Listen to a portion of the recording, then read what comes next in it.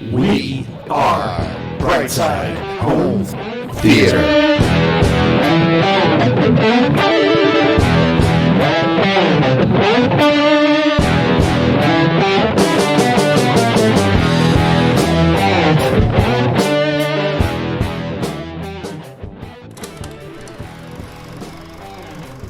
Hey, home theater nerds, welcome back to the Brightside Home Theater Podcast. The Home Theater Podcast, it's all about the experiences, the sights, the sounds, the scenes. There we go. You guys are in wrong order today, so it's like the sights were over here, the sounds were over here, but hey, nothing like a good pan, right? Right. Mm-hmm. We had comments on that. Maybe we'll get to it in comments. We got plenty, right? We got plenty of comments this week. We do. People are excited. The green room's all lit up, packed with people. We've had a great conversation with them there before we got going here. And we've been off for a couple weeks. So, hey, I guess, absence makes the heart grow fonder, guys. I don't know. Yeah, maybe so. I don't know. What is that telling us? I did go away again. We'll get to it in a second, but we had yet another great month with Patreon, and our the money poured in as soon as we went away. As soon as we stopped recording. So I think we're our own worst enemy. Yeah. No. So how was everybody's holiday, Christmas, all that jazz? Really good. Really good. Yeah, fantastic. Thanks. Was nice and social when it needed to be, and on call was quiet when I wanted it to be. So that was good news as well. Good. So very pleasant, very pleasant. Nice. How about yours, Deej? Good. Very quiet. I tried to keep it quiet, anyways. And like less time in the theater, more time with the wife. To the point that I work. And I need good weather, and I took the week after Christmas off, and it was a 60-degree sunny day. It was beautiful, yeah. And I was like, I'm looking at Jen, and I'm like, I don't know. And she goes, just go. You want to go. I said, I know, but the money I made today, come July, is that going to mean anything to me? I go, and I looked at her. I go, I just need somebody to tell me not to go. She goes, Don't go. Stay with me. Okay. No, that's all I need. So. I think we need some romantic music if you're going to start saying things like that. Yeah, exactly. That's beautiful. I know. Mills and Boone. I'm trying to learn how to take time off. And but when you only work when it's night, now it's raining. I'm supposed to go back to work this week, and it's all crappy weather. So right, you can't work. But at the end of the day, I will work when I can. So yeah.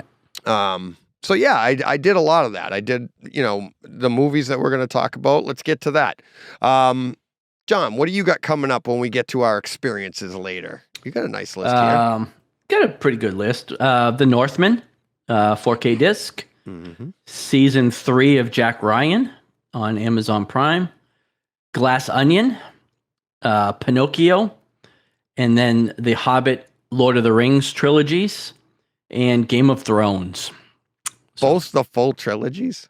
Both the full trilogies. Good. We did one a day for 6 you. straight days. Yep. Nice. Yep. All right, Steve. Okay. Right. So I've got Wind River on Blu-ray, Emancipation on Apple TV Plus. I've got G.I. Joe Origins Snake Eyes, which I know you were saying last time you were keen to hear my views on. I can't wait to hear that. I've got Amistad, a little film called Avatar: The Way of Water. I don't know if you guys have heard of that. Yeah. Violent Night, which is a screener. Glass Onion on Netflix. Tropic Thunder on 4K disc. Smile on 4K disc. Oh, John, we need to discuss that. Then, oh yes. And then last but very much least, Highlander in 4K disc as well. Nice. Very much least. Very much. Oh yes. So tell us how you felt about that one. Yeah, exactly. All right. Dear. Thank you, everybody. We'll be back next week with more. What was the one I was going to mention here that I was going to say? What's a screener? I've got to be a little bit careful. It's nothing illegal, but it's something that shouldn't be necessarily distributed. It's a disc for awards consideration. Oh, so they're given to, so that it's called screener discs. So, and I was very fortunate enough to be able to get my hands on one, so I was able to watch it. Oh, okay. That's all that is. Oh, Yeah. So they give them out to It's industry Academy people, members yeah. and BAFTA members over here, the British Academy of Film and Televisual Arts. So they give them out to those, and if you're well connected, and luckily on this particular occasion I was, you can watch them. Okay. Not to go down the rabbit hole, but Violent Night's up for awards. Well, yeah, but it doesn't mean it'll get them. They put them up for consideration, but it doesn't mean it'll get them. Yeah. And Although, up for frankly, picture of the year, nope. I loved it. Let's not go down that rabbit hole because it's on my list too. So Yeah. you guys heard I watched Die Hard again. I Watched that one with my son. I also saw Avatar: The Way of Water. I saw it twice, and we'll talk about that when we get there. But then this is my wife and I are trying to revisit the old, that I've said for a while I haven't seen a lot of animation. And so we did The Polar Express. We did How to Train Your Dragon. I'll talk about that. We wanted to do more, but we just didn't get to it. But we definitely, and I can't wait to hear about Pinocchio from John, because that was one of the ones that we were talking about. And we also, I did Violent Night. I was going to watch that with my wife and glad I didn't. So, then also I did, first 2 episodes of Jack Ryan, so I can talk about that with John as well. And, that was about it in my room. But, looking forward to more animation. Really am. That went well. So, all right. Just before we move on, your screen is frozen for me. I don't know if it has for you, John. Is it frozen? Is DJ's screen frozen for you? Yeah. No, it's frozen for me. Oh, it's okay. Must just be my feed. That's okay. Yep. Mine's okay though, is it? You guys can see and hear me okay? Yep. Oh, You're good. No worries. Yep. It happens to me all the time on mine. Half the time I'm blacked out. I can't even see anything. Yeah. No, everything's good on on our sides here. The recording's going good, stream's going good, everybody's looking good. All right, before we get to tweak of the week, let's get to the donations situation here. So last month, Patreon stayed pretty stable for the month. But towards the end of the month, obviously being the holidays, thank you to everybody. But here we go. Danny Speakers bought us a $10 box of popcorn. John Zabrinsky, Johnny Speakers, bought us a $25 box of popcorn. Mike Schramm bought us a $25 box of popcorn. With everybody else that month that bought us up until then, those are the newest ones, that puts us at $240 for the month, our biggest month yet. It was actually bigger. It has gotten bigger since I was on with SVS, and I told them we were at 207. So now we'll be donating 107. We donated $120, our largest amount yet, to Washington Performing Arts. Awesome. So thank you to everybody. I really appreciate it. I understand it's the holidays and everybody like that. But what a great cause, Washington Performing Arts, and everybody reaching out to me and to us over the holidays. It was amazing. Just the thanks for doing the podcast and the happy holidays and everything. It was it gets pretty emotional at times when that many people reach out to you and you're like, right. And I'm at a holiday party and I'm like, leave me alone. I'm like, I gotta know.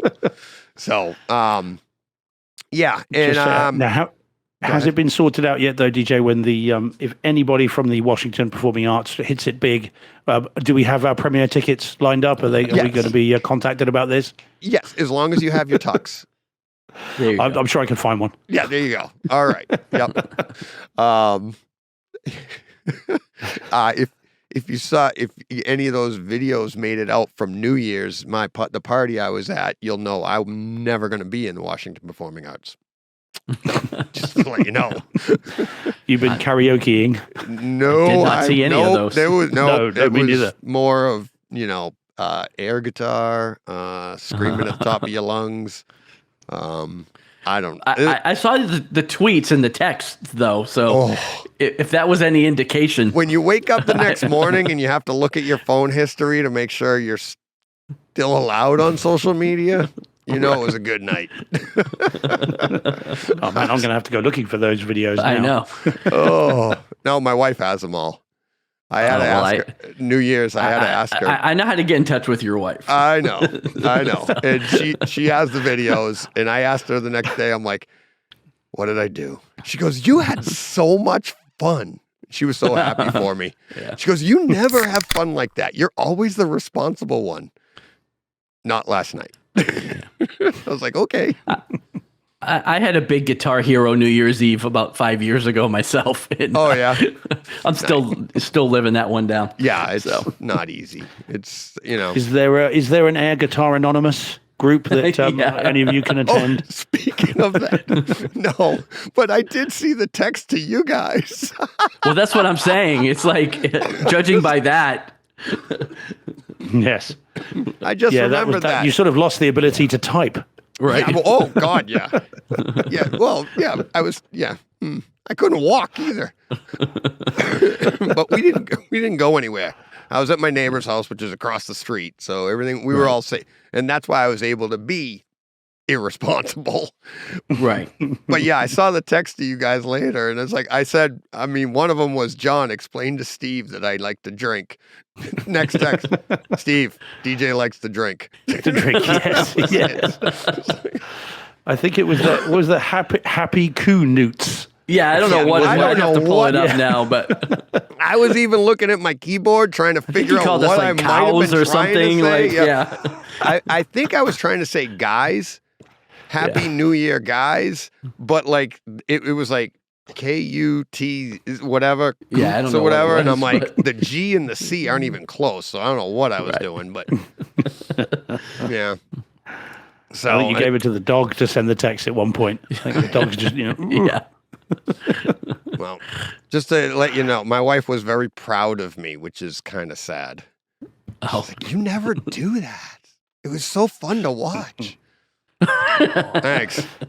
Glad I could tell it to the entertain. judge. yeah. Oh. But my wife was proud of me, Your Honor. Yeah. Exactly. It's not the best plea and mitigation I've heard. Yeah. Okay, you can go. Right. Let's see. Okay, John, would you like to read the Patreon supporter of the week? Sure. Peter Smith, supporter for 4 months. Yeah. Thank you, Peter. Thanks, Peter. And Steve, how about you read this big one? Because if you go ahead. About Dan Carpenter? Yes, please. Yeah, okay. So Dan Carpenter doubled his Patreon support for January. So we are starting the year off on a very high note. So yeah, thanks, Dan. That's Danny Speakers, isn't it? That's Danny Speakers, who also bought us a $10 box of popcorn earlier in the month, or last month, I should say. Oh, man. But yeah, I just got that Dan Carpenter. He just doubled it earlier, and he's like, I'm like, thank you, everybody. Thank you for the support. Thank you to people that are continuing to support. And it doesn't have to be money. It doesn't have to be monetary, but it means a lot because we're growing. Like you heard the SVS guys talk about. We're starting small, but when John and I first said this, we had, what was it, $53, John? We were getting a month. Yeah. I think $30. I think it really in the very beginning. Yeah. So. And now we're up over $240 a month for that month. And that comes from the boxes of popcorn. It comes from Patreon and stuff like that. And the more we do, I just think it's great. It's a 50-50. 50% goes to the charity. And but yeah, and the other support is just shouting us out. Shout us out to everybody. And that's how this podcast will grow. And that's how I think you can grow home theater too. Not just our podcast, but any home theater podcast. But we're the ones trying to talk about the fun stuff, the sights, the sounds, the scenes. There's plenty out there, like AV-Rent HD guys that'll help you get your rooms going.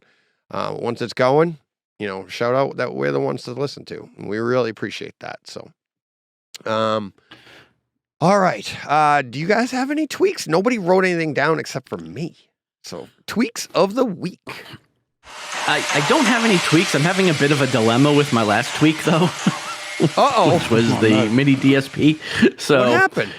Well, so here's the thing. For those that don't know, I have large cylinder downfiring subs, right? And they're on a hardwood floor. And apparently now they like to hop around the room when I'm watching certain content. So they're like moving so far away from the wall that they're unplugging themselves. And wow. You gotta get the isolation feet. They have isolation feet built in. Oh, the SBS sells isolation feet. I know, but they have. I know. I bought some from my PB12, but these come with them already. So now I'm looking at buying some like free weight plates that are round that I'm going to lay on the top of them. Big 25-pound jobs or something so they don't move. But yeah, I mean, it's not there's nothing wrong with the DSP, but now they seem to be getting so much more active that they're just bouncing around the living room. So, wow. Yeah. But no, they have isolation feet on them already. So I think it's just the fact that it's a hardwood floor, so there's no like absorption from any kind of carpet or anything, and they're just like I said, they're always like, when I stop watching a movie, they're 5 feet away from where they started. Oh no! So, wow. Would some rubber mats under there not help, well, John? I thought about maybe trying to put some mats or carpets under it, but then I'm thinking it might mess up the calibration, and I don't want to pay to do that all over again. Yeah. So because I've got a hardwood floor in my gym at home, and the rowing machine used to move, using that, and put down these rubber mat. The gym floor. I did think about putting some like gym mat squares underneath them, but I wasn't sure if it would change the way they. Not base. I don't think it would with base. I don't know if it would or not, honestly. Yeah. Yeah, I don't think it would with base, because the amount of absorption you need to absorb a bass frequency, because it's so big, is, and what I mean by big is long, right? And it's like if you put like even a mat like a gym mat. Well, they sell those squares. They sell the squares. I was thinking about buying 2 squares and putting them underneath. Right. Most sound bounces off of those. So not a lot of bass is going to go into. I don't think it would ruin. I wasn't sure if it, honestly, I wasn't sure if it would change it to the point where I had to pay to have it recalibrated. I'd be more. I don't think that would even help that much, though. If they're just, I'm not sure if it would either. Yeah. It's a cheap way to find out, but I don't know if it would really help, because I was really thinking that I'm going to put some kind of weight on the top of them to keep them from moving around. I'd be concerned with that weight now making a noise and vibrating off the top and falling onto your floor. Yeah. Well, I mean, the thing with the gym mats is that you can cut those to measure. So you could literally just cut them. So aesthetically, you'd barely know they were there. Them. Right. But as I said, because the points will sink into them, it shouldn't then move about as much. That's the whole point of them. It's to stop equipment moving. But yeah, as Deej said, it's a cheap way of finding out. I got one for you, John, that you're probably going to laugh at. What's that? Super clear.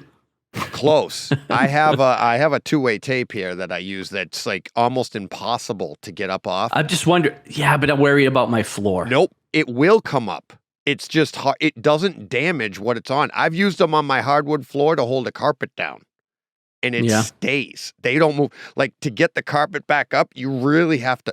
I'll send you the link for it. And it's actually something. A tiny little 1-inch piece under each foot. You put that down there, it will not. I'm telling you, it will not move. I'd be shocked if it moved off. I definitely need to address it, because I don't want them, like, they really shouldn't be moving around. Because like I said, they got to the point where they kind of unplugged themselves, and I watched half of a movie without realizing that they weren't even plugged in. But I was like, man, I'm not hearing anything out of these That's like my Die Hard episode a couple years ago with Joe. And I got up and I looked at them and I was like, well, that's why, because they're not plugged in anymore. They moved too far away. So were they on the couch next to you, sort of, cuddling into them? Yeah. Yeah. I mean, 5 feet's an exaggeration, but they move to the point, like, because all my cables are tied. So if they move 6-8 inches away, they unplug, because the cord doesn't go that far. Right. So I either can It's got a tether. free up for the them. cord. It's got to like Well, I can free lasso the around cord them up. and tether it to the wall. Yeah. Little Bungee shorter cord than him the back cables. to the wall. Yeah. Yeah. So it's just funny. Like, it's just not That something is. I considered it happening at all. No. But it wasn't doing it before. So No. it's definitely a result of the calibration, Yeah. with the DSP. It must just be pushing so much more through Air. it, I guess. I don't know. Yeah. Well, if they're That down it- firing, it's probably Right. That's the thing is the air. It's actually lifting it off the ground. Like, Right. boom, boom, boom, boom, Because I kind of feel like if they were on carpet, it wouldn't happen as much either. But I don't There's know. more That might friction. not even be true. Yeah, there's more. It's harder for it to move. Yeah, that makes sense. And that's why I'm saying if you just gave it a little bit of tactile with that two-way tape, that Yeah. it's. Well, I send mean, it to me. I'll yeah. try it. I'll try anything Good because stuff. I need to figure it out. Yeah, But tape down your subwoofers. I just don't want to. Like I said, I just don't want to mess up my wood flooring. Like if I Yeah, had to it take won't. it up. It won't. You know? I can almost guarantee. I don't know what your flooring's made out of, but it's. We've used it on both. Like I have a real wood flooring in my living room, and then I have the like Pergo wood flooring in my bedroom, Yeah. and it hasn't damaged either. I've pulled it up from both of them. Okay. And, yeah. I'll when give we it a try. changed the carpets out. So, I Just had be sure an- to have the front door closed, John, so they don't go out and down the road. I know, right? Yeah. Because if they wander into traffic, that's going to be the end of those. Yeah, That's going to be the end of them. Yeah. that's a weird insurance claim. Yeah, I had Yeah. an Yeah, accident like- with a subwoofer. I can see you putting up child gates, Yeah. and all this stuff to keep them in, Yeah. Oh, all right. Mine it was an interesting one that I messed around with. So in my theater, if you've seen pictures of my theater, I have 3 seats in my theater, and I want that center seat for myself. I want to be sitting in the middle. Well, when I watch a movie with somebody, they don't necessarily have the best viewing and listening position, so they're off to one side.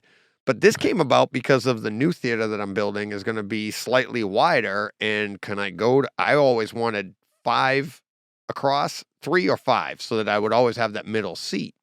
Right.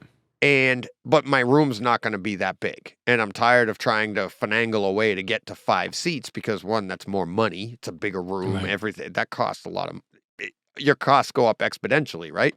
So I'm Right. like, how can I stay at a maximum of 4? And so I just said, when Jen and I were in there this past week and a half or so, I'm like, let's slide the 3 over and put that And put one. armrest in the middle. So then I sit like this to get myself centered. It was Right. fantastic. Now Right. I'm like, I think 4 is the way to go. I'm like, I kind of like this. And it's like, yes, if I sit upright in the seat, I'm slightly off from my screen. But if I really want to have that dead center position, I can do this. The other thing I came up with, and it goes along the lines with your subwoofer issue, John, is that I'm like, I'm going to hardwood underneath my seats in the new theater. If I really want that center position, slide the whole thing that foot it takes and put me Right. into, because that's all it is. I measured that out too. I'm like, it's only to move that arm, it's like a foot to put Right. everything off, either the armrest is centered or I am.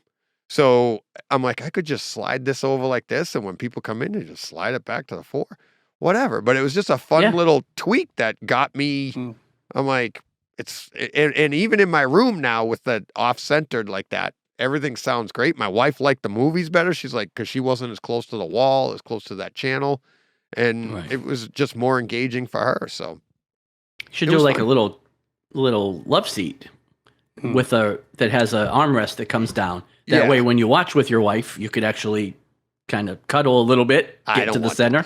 I can't have Or that. romance, know, guys. This is Your the wife romance might want episode. that. I you know.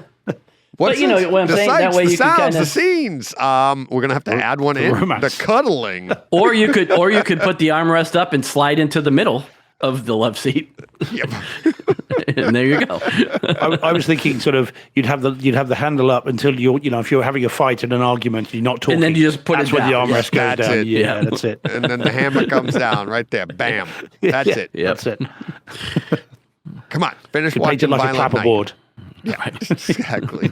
So, but yeah, I thought that was an interesting one, especially, and I think I wrote that in there before Nick was on and we were talking furniture. Did you guys hear that one in the SBS no, I haven't heard it podcast? yet. I haven't Oh. heard it yet. So at the end of that podcast, we talk about his theater that he had just finished probably within the last month or so.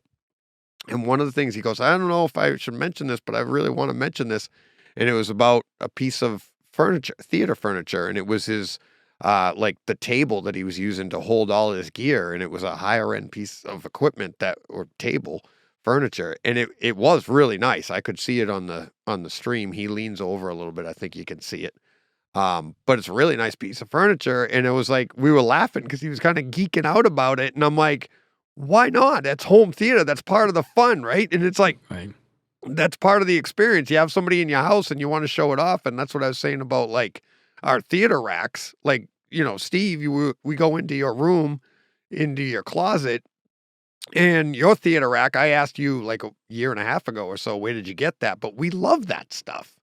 So we need more furniture talk around here. That's the next part of the experience we got to add. That's the next, the next segment. Sounds, scenes, cuddles, furniture. Yep. Right. Furniture. Is anyone keeping a record of this? Yes, exactly. I'll do a list. Yeah. The Mildred, intro will be longer than the she's show. over here in the corner. She's got it all. All right. Let the record show. There we go. All right. All right, that's tweak of the week. Steve, you're all set, right? You didn't try to electrocute yourself or anything like that, right? No. I change the batteries in a remote. Distance. Nothing. Yo, don't be silly. That's crazy. I'd have to get someone in for that. That's crazy talk. Yeah, don't be crazy. Yeah, honestly, I live in perpetual fear that I'll have to actually tweak something. I try to avoid it. Oh, that's great. I love it. All right, let's get to mailbag. The listener experiences. Let's see. I'll take the first one from Blue Wave. Speaking of audiophiles, this comes from the Brent Butterworth and Audiophiles versus Home Theater Enthusiast podcast episode. Blue Wave says, speaking of audiophiles, I'm surprised more isolated movie soundtracks and scores aren't included on more 4K discs in Dolby Atmos or DTS-X. A lot of DVDs had them in 5.1. Why not 4K discs? I thought this was a good question. I don't know why. Maybe because, this is my best guess. Maybe because when they did it with DVDs, there wasn't a lot of talk about it. Brightside Home Theater didn't exist back then. There wasn't a lot of call for it. So they just, when they did away with it, might be the first comment they got about it. Right? Guys. But also, presumably, would they have to remix it for Dolby Atmos and DTS-X? And if you think that 4K discs are a niche of a niche of a niche format anyway, I wonder whether they feel there is the demand or the money is there to remix them that way. Because presumably you can't just remove the audio of the dialogue. You'd have to remix the track. And I wonder if that's an issue as well. But I mean, I don't know, but I wonder if that's a problem. Could be. The only thing I would consider close to that is the flip of it. And that's what happened with Gravity, where they took out the soundtrack altogether. And it was just like, you can actually watch that movie with no soundtrack, no score, right? And it's just the isolation of sound in space, like all you hear is them and nothing else. I don't know. Maybe, maybe there's it's interesting. Maybe there just wasn't a call for it. So, all right. Steve, you want to take the next one?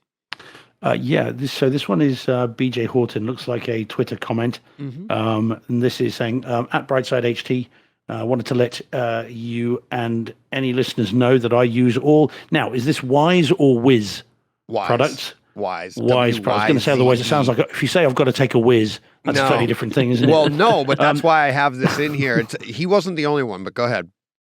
Yeah. So I wanted to let you and any listeners know that I use all Wise products, several cameras, light strip, and most importantly, almost every light in my home.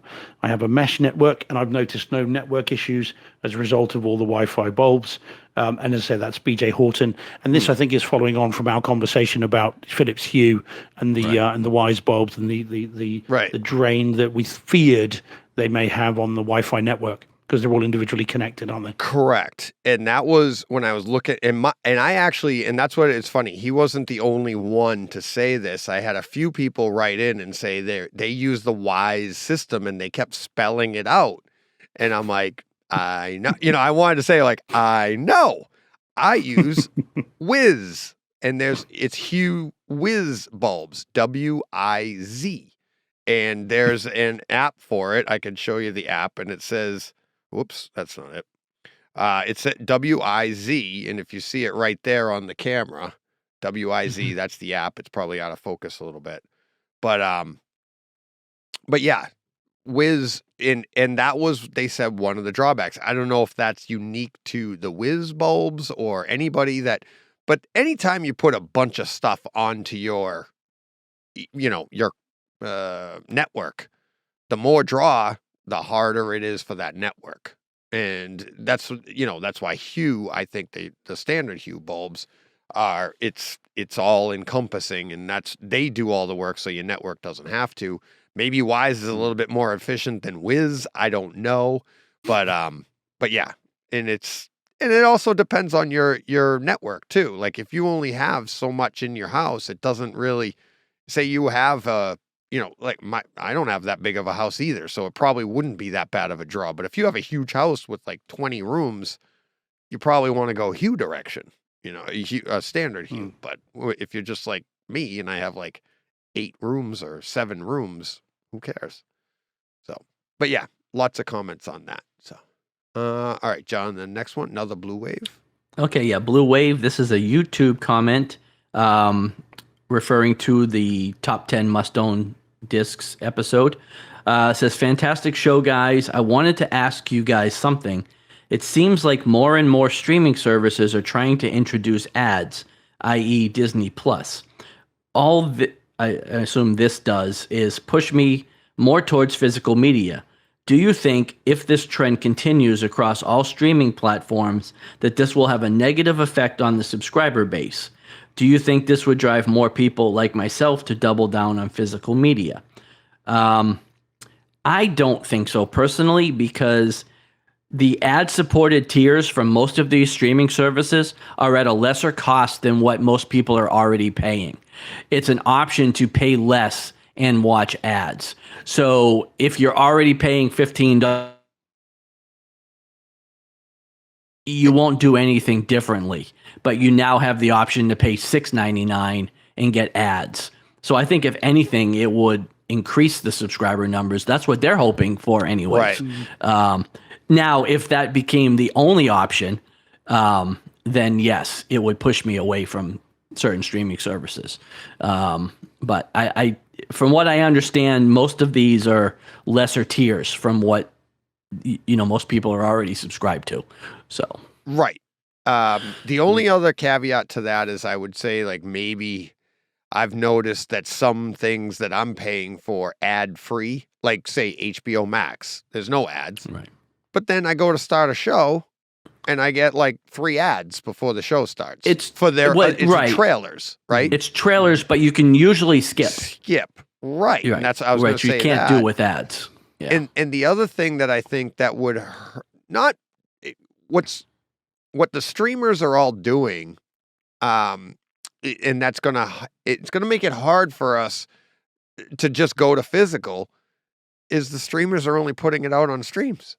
Right. There's a lot of their content is, you can't get you can't get anywhere else, right? It's like, I mean, Disney's one of the few that you can get most of their stuff elsewhere, but they're starting to build their exclusive Disney Plus library. Right, but most of the things that have been debuted on Disney Plus, you can't get on physical media. Now, right, they're building their library. It's right. their theatrical movies. You can still buy most of them, but you still can't run out and buy Hawkeye or WandaVision or any of those shows.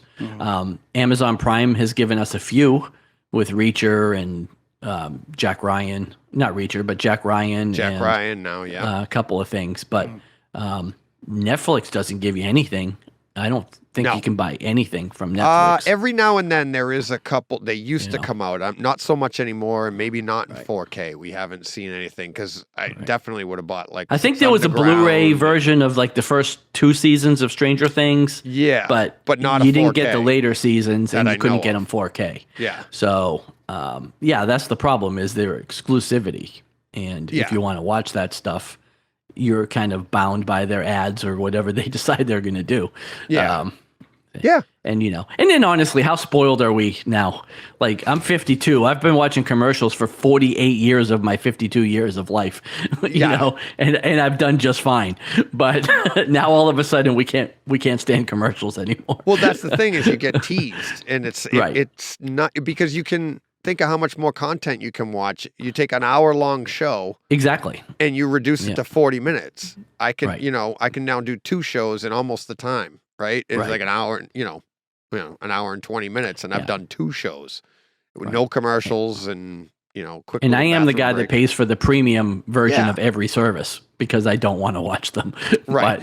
But, Exactly. Like to the point where when I have to watch something on CW, I get actually aggravated because I'm watching commercials. Yep, I won't watch know. CW anymore.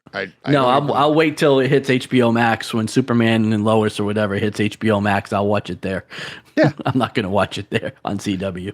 So, Steve, you're like wiggling over there, like trying For the not record, to interrupt. for the record, I hate ads. It's one of the things, of course, we talked about that I hate at the cinema. And one of the things that drives me absolutely bananas there. So we certainly don't want it coming home. There used to be discs over here. A while back, they used to do Blu-rays and DVDs, and they used to have adverts at the beginning of those for chocolate and confectionery and various things. Oh, wow. And that very quickly died a death. Because those were discs that you'd paid for and bought, Right. and then had to be subjected to these damn adverts. But can you guys remember when, I think it was Sony, and I think Universal did it as well. In the early days of Blu-ray, they used to, because the discs were connected, they were online, weren't they? Mm-hmm. And they used to change up the trailers Yeah. that you used to watch, didn't they? They used to, Yeah. so you'd get different ones. See, I think that's quite good. I'd have no particular problem with that. But the big issues for me, adverts are, if they start bringing those to all tiers on the streaming services, then things are going to go south pretty quickly. Right. I mean, I get why they're doing it. They're all massively undersubscribed now and overspent, Right. aren't they? On Netflix are billions and billions of dollars in debt. So I get that they need to monetize their service some other way. Of course, we would say, well, then release some of your stuff on physical disc and we'll buy that. Right. But so I get why they're doing it. But I agree with you guys. I think it's designed to bring in more subscribers at the lower tier than it is to get people like us to then reduce our subscription. I don't think that's their plan at all. And I think if they started to think that was going to happen, they would get rid of ads altogether, because it's the higher tiers that are paying for most of this stuff. But so, I think you're right. I think that's what it's all about. But yes, death to all adverts. Here. Well, you don't have to kill them. I just want the it'd option be fine. to I not wouldn't have mind them. Right? It's like I just want that option. I mean, it's not. It is irritating, isn't it? Every time. Yep. Yeah, because you get into a movie or a show or something, and all of a sudden you're like, oh, come on. Yeah, I mean, they're not suggesting that, though, are they? They're not suggesting that in the middle of your Netflix show you're going to get ads. No, I think even their ad tiers beginning and are end, isn't it? Yeah. are beginning and end, right? Which Right. end makes no sense to me because I can just stop watching when the credits roll. The beginning ones, you kind of have no choice. But, Right. Yeah, if you want to get to the show.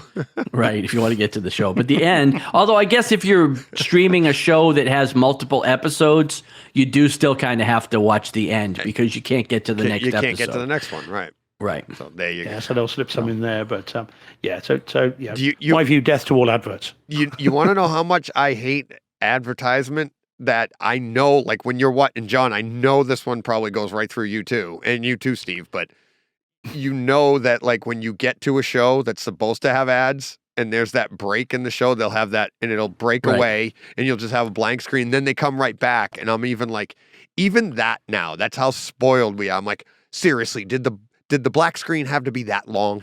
Well, That's awful. We're really going on a tangent now, but remember I talked about this on chat.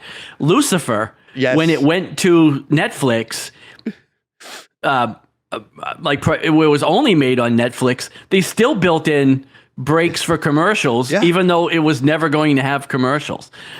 When it was on Fox, I get it, right? Right. But like when you get to season 4 and 5 of Lucifer, why are we still getting commercial breaks? Well, because that's the thing is I think they do these on purpose so that they can have an ad-based system and they can throw ads in or throw it up on something and sell to somebody. Look at the commercials already built in. Whatever. I don't know. But even that bothers me. So, because I think even Tulsa King does that. I think there's ad breaks in Tulsa King. King, I thought I mentioned that to you. They're so bad too. I'm like, they're like right in the middle. It's just like cuts off and goes out, and you're like, what the? It's a horrible segue to an ad. It's just like, oh. Yeah. But again, that's a show that was never designed to have commercials. Right. But it still has breaks built in. Yeah, they're building them in to sell them on, aren't they? To syndicate them to other shows all around the world, where perhaps on those ones there are ad breaks. Oh, so, maybe. Now tell me this, guys. Just whilst we're talking adverts, because I've never had the chance to speak to Americans about this. Help me out, guys. Right. So tell me that this is something that's very weird, and I can never get used to it when I'm in the States. Okay, so. You guys, when a show starts on normal TV, I don't know if it, on normal cable, whatever network TV. John, so in America, then. Oh, yeah. So on your version, you get the opening credits of a show, right, and then it goes to adverts. Yes.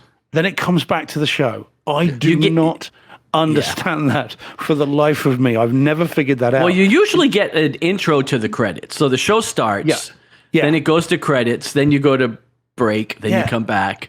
But that can be sort of 5 minutes. Right. And you've got kind of 2 ad breaks. It's so disconcerting for us abroad. I mean, watch an NFL game in the States. Yeah. Every time that stops play, doesn't it? Oh my God! Every time the wind blows, they go to commercial break. Oh yeah, that's just it was so hard when I first, whenever I'm in the States, so it's so hard following a show because just as you're it starts and then just as it's beginning, it goes to an advert. Right, you're already right. Like, what's going on? And anyway, my minor moan. There you go. You've had to take that on behalf of the entire advertising industry. No problem. There you go. So let's just flash back to the green room conversation we had, and let's only have comments. I know that's why I said we're really going on a tangent here. And it's like Blue Wave, you nailed it. Wow. Yeah. We need a couple of those. We don't need too many things to start conversations. No, we don't. But no. That's why John and I I don't know what amusement park we were sitting in when we came up with the idea of doing this. But that was the thing. It was like, hey, look at that kid over there in the blue shirt. What do you think about blue shirts? Blah, blah, blah, blah, blah, blah. We talked for another hour and a half. I think reds on Tuesdays is good, but blues on Thursdays and Fridays is really nice. Yeah. All right. Next one. This is, it says upgrade is the subject. Van Gool here. I have been upgrading my system over the past few years. First was a new receiver last year, then speakers and a subwoofer. So the receiver was just sitting there throwing sound out into the ether, just listening really close to the box. Yeah. Sorry, I had to make that joke. Yeah. You like my new receiver? Yeah, I'm gonna get speaker wire next. Let's see. A friend from work said I would love to have some. I'm sorry. This is actually a good one. I'm sorry. I was just joking. My friend from work said speakers would go great with that. All right. Anyways, I'm sorry. It's a shame we can't have fun. I know, a friend right? from work said I would love. A friend from work said I would love to have something better than my TV speakers. So I told him I could sell him my old set.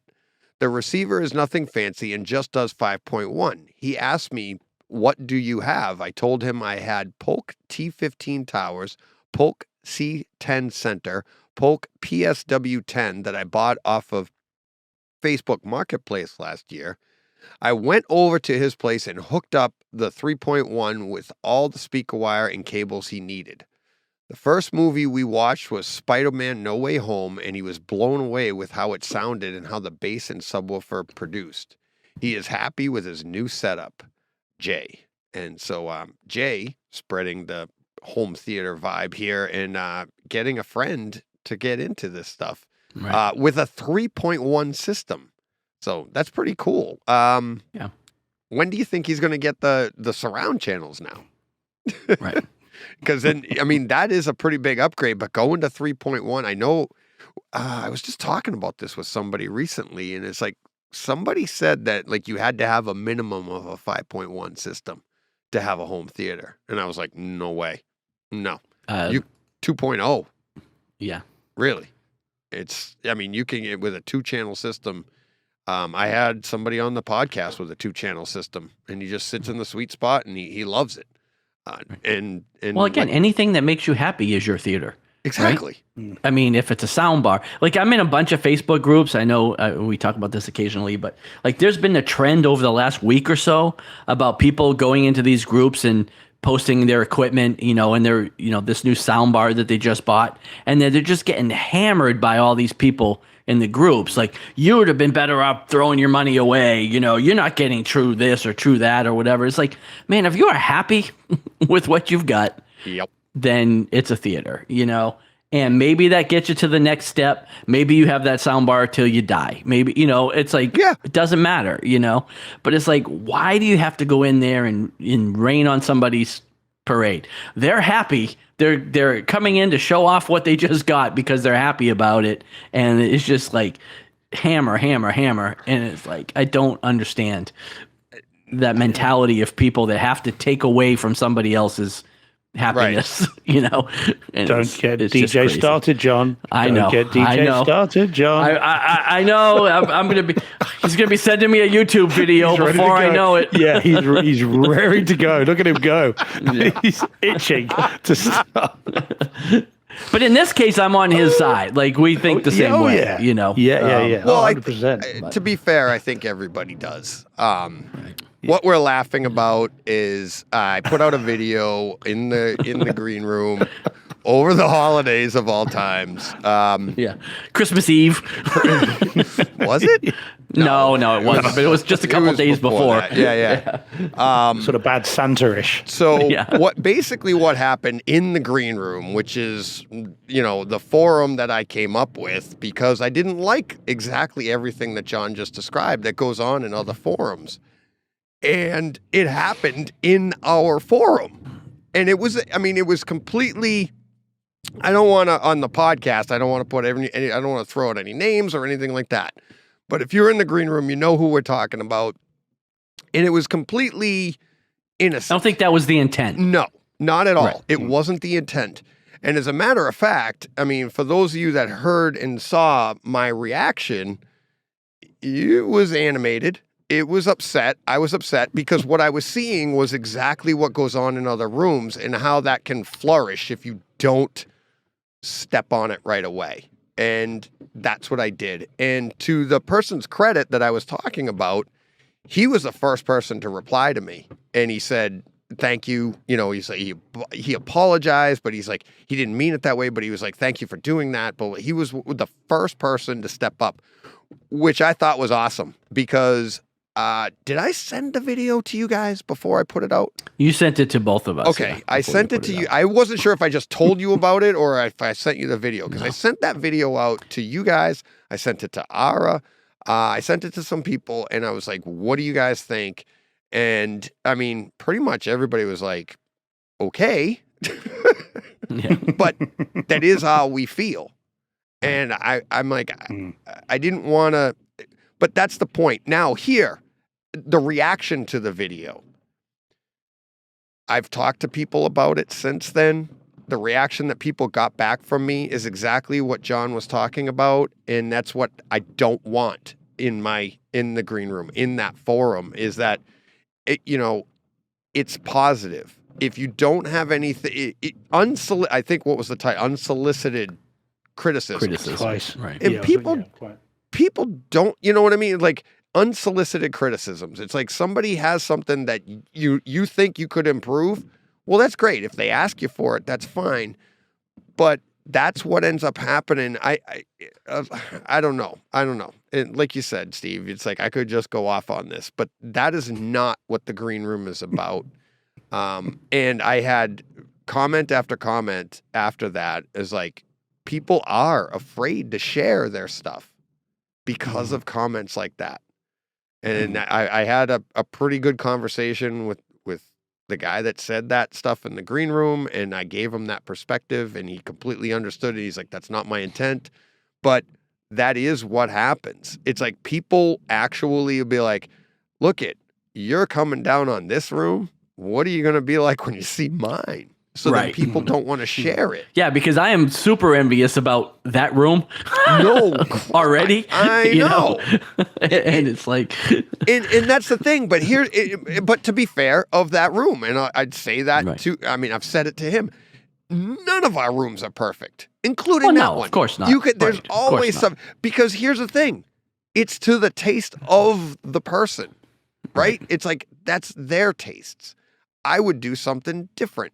You would do something. Steve doesn't like to do certain things. Steve wants this. You want that. I mean, and we have obstacles to overcome too, right? It's like, I mean, John can't have a dedicated room. So he has to do it, I mean, imagine John posts his theater and be like, if you had a dedicated room, it would be like, yeah, if. Well, I have yet to post it on any Facebook group. Like, I won't post my equipment just for that reason, because I don't want to deal with it, I mean, exactly. I mean, obviously, I did 2 Takeover Tuesdays, and I did obviously home theater tours. And to be fair, bearing in mind, I also linked on my Twitter page to the raw video from home theater tours as well, just because that's a 2-minute video instead of me talking for nearly an hour. So I've sort of put that on. And to be fair, and of course on the featured theaters on the website. Right. So there's been plenty of opportunity for those to wade in and put the boot in. And yet, to be fair, I've not had a single person, not on Twitter, which is quite surprising, or via the website, or on YouTube comments. I've never had anyone, come in and go, is that all you've got? I would, I do it a different way. What I have had is people getting very upset about the cardboard sleeves. But if you want to hear more about that, then go to the home theater tours video. But yes, but other than that, but that's, I don't care about that. That's not an issue. But in terms of the equipment and the layout and the setup, I've not had any negative comments about that at all. But even the comments about the sleeves. That's yours. It's, I mean, but it going in, people are going to love this. And it's like, that's fine. And there's something to be said for, hey, you put something out in public, you got to expect some stuff back. Right. And if I put something out publicly on Twitter, or I put it out onto YouTube or something like that, I can't control everybody. But when it came to our green room, our forum, unfortunately, I can control that. And it's like, and I felt like I had to, because that was literally at the foundation of what this is all about. I mean, this is the bright side. And it's like, all you can have is a sound bar. That's fantastic, because that's what you can have, and you're excited about it. And that's great, because we all started at crappier than sound bar. Right. Yeah. I would have loved the sound bar 20 years ago. Yeah. And, and now, and you build yourself up from there. And I've said it many times, from Top Gun Maverick, it's not about the box. It's about the man in the box. And that's really what it's about. And that's what I just want. I want the message to be. That's why it's bright side. We're in the room. We're having a good time. What's good about this stuff? Somebody says, how can I improve it? Knock yourself out. Give your opinions, and now here's the thing, we could give 3 opinions across the board, down the bus bench. We'd all have different opinions. And the person that we were talking to would be like, ooh, I liked part of this one, but I liked this one here. And I like that. And they would take it and make it their own. And that's fantastic. Right. And at the end of it, you'd be like, well, he didn't use all of mine. That was dumb. No, that's fantastic. Cause that's his idea or hers. Right. But yeah, so, okay. Nice job, John. You really, Hey, I know, no problem. You pulled the pin and ran away. I did. I loved Steve's face. Here we go. Oh, yeah, don't do it. It wasn't my intent, but it was perfect. But I almost forgot. It was the right time. Yeah. Yep. Perfect. So, all right. Who's up? Who's reading next? I Steve? think I'm next. Yep. Yeah. So, it's Brockstar. Comment on YouTube. You'd think we'd plan this. No. Yeah. So this is a YouTube comment, and we can be fairly quick with this one, I think. So this is a YouTube comment from the top 10 must-own discs of 2022 episode, and this is Brockstar. Can't think of any other names that go with him. Steve something or other. Steve. And it says House of the Dragons did change for every episode. He's meaning the credit sequence at the beginning, I assume. Right. Although I still haven't seen it, so no spoilers, anybody. Oh, okay. Where I've got it sat here and I still haven't watched it. So where it didn't introduce new lands, certain house emblems, brackets, crests, or people that died ended up filled with blood as it ran to the next emblem. Oh dear. It's very intricate and almost impossible to follow without the YouTube Easter egg episodes. Oh, okay. So there we go. Yeah. So like the main series, like Game of Thrones, the opening credits changed as the series went on. It changes almost every. Now I'm paying attention to it because I'm rewatching it, and it changes almost every episode. Oh, okay. You know. Yeah. No spoilers. Very. Well, no, I'm talking about Game of I know. Thrones. Right. Okay. Yeah. You No don't- spoilers. Game of Thrones does, yeah. That's But what I'm so saying. does- It so changes does House of almost every Dragons. episode. Yep. Yeah, it does. So. Yep. Mhm. All right. Next one. Another Brockstar. Oh, this is a quick I one get too. told He's off. just- This is where I get told off. Yeah. Yeah. Also, YouTube comment. Also from the top 10 must-own discs episode. Oh my God! To not have Dune in top 10, sound mixing, bass, story, filmmaking means someone is on the take. That's rubbish. With the best British accent I can muster, from the opening sound, I was hooked. So when I saw I this mean, come in, that's I was funny. like, wait a minute, we had it in our top 10. What is he Well, talking you and about? I did. Yeah, but Steve exactly. did And I not. realized he was coming at Steve on this. Coming at Steve. Yeah. Now, to be fair, Excuse me. I did say why. I've only seen it Right. once. Right. I've seen the David Lynch one back when I was a kid, and after I'd seen Star Wars, and it just didn't mean much to me. I just remember the Right. big sandworms. And I've not seen it since. So I'm not a big Dune fan, only because I haven't seen it, many times. It's a fantastic disc, but because I haven't seen it enough times and I haven't, been able to get into that world, that's why it wasn't in my top 10. But yes, although it'd be very nice if the 10 discs in the studios involved in my top 10, if they were prepared to, provide me with some cash, I'll quite happily be on the take. Yeah. But until then, I'm afraid it's just personal preference. Yep. All right. I'll grab these two next two quickly. Mike Schramm, what a great Christmas surprise. Love seeing the father and son interaction between you and Joe. And Love and Thunder, who's also Mike, says you've got a good looking movie buddy there talking about your outtakes, not Joe. And that's the outtake of Romy, my dog, jumping up with me watching movies. And I think I took out a bunch because we had so many comments. But I left these in because I did get a lot of that, the father and son stuff of Joe. This and next I. one was also the same. Oh, is it? Well, Yeah. yeah. Oh, yeah. So Brockstar says the same thing. See, and then we have this other one that I'll have Steve read, and this one's pretty cool too. But even just more than these people, because I did take out a bunch of people just saying like, "That's great, thank you so much," and they just loved hearing our interaction. And they thought people thought that was pretty funny. So thank you to everybody that wrote in on that. So, and why don't you, Steve, why don't you take the Vibe installs? Yeah, got it. So this is the one that begins with Season's Greetings. Yeah. Mm-hmm. Okay. So, so from Vibe Installs, this is a response to the 4th annual Die Hard, a Christmas tradition episode on YouTube. It says, Season's Greetings, DJ and Joe. I've been a faithful listener over the past 6 months, and it's been great getting to know you as I drive around town working. As for the Christmas special, I really appreciated your candidness and that this is a special tradition you share with your son. Mine is 13, and I'm just starting to share my favorite movies and starting our own traditions.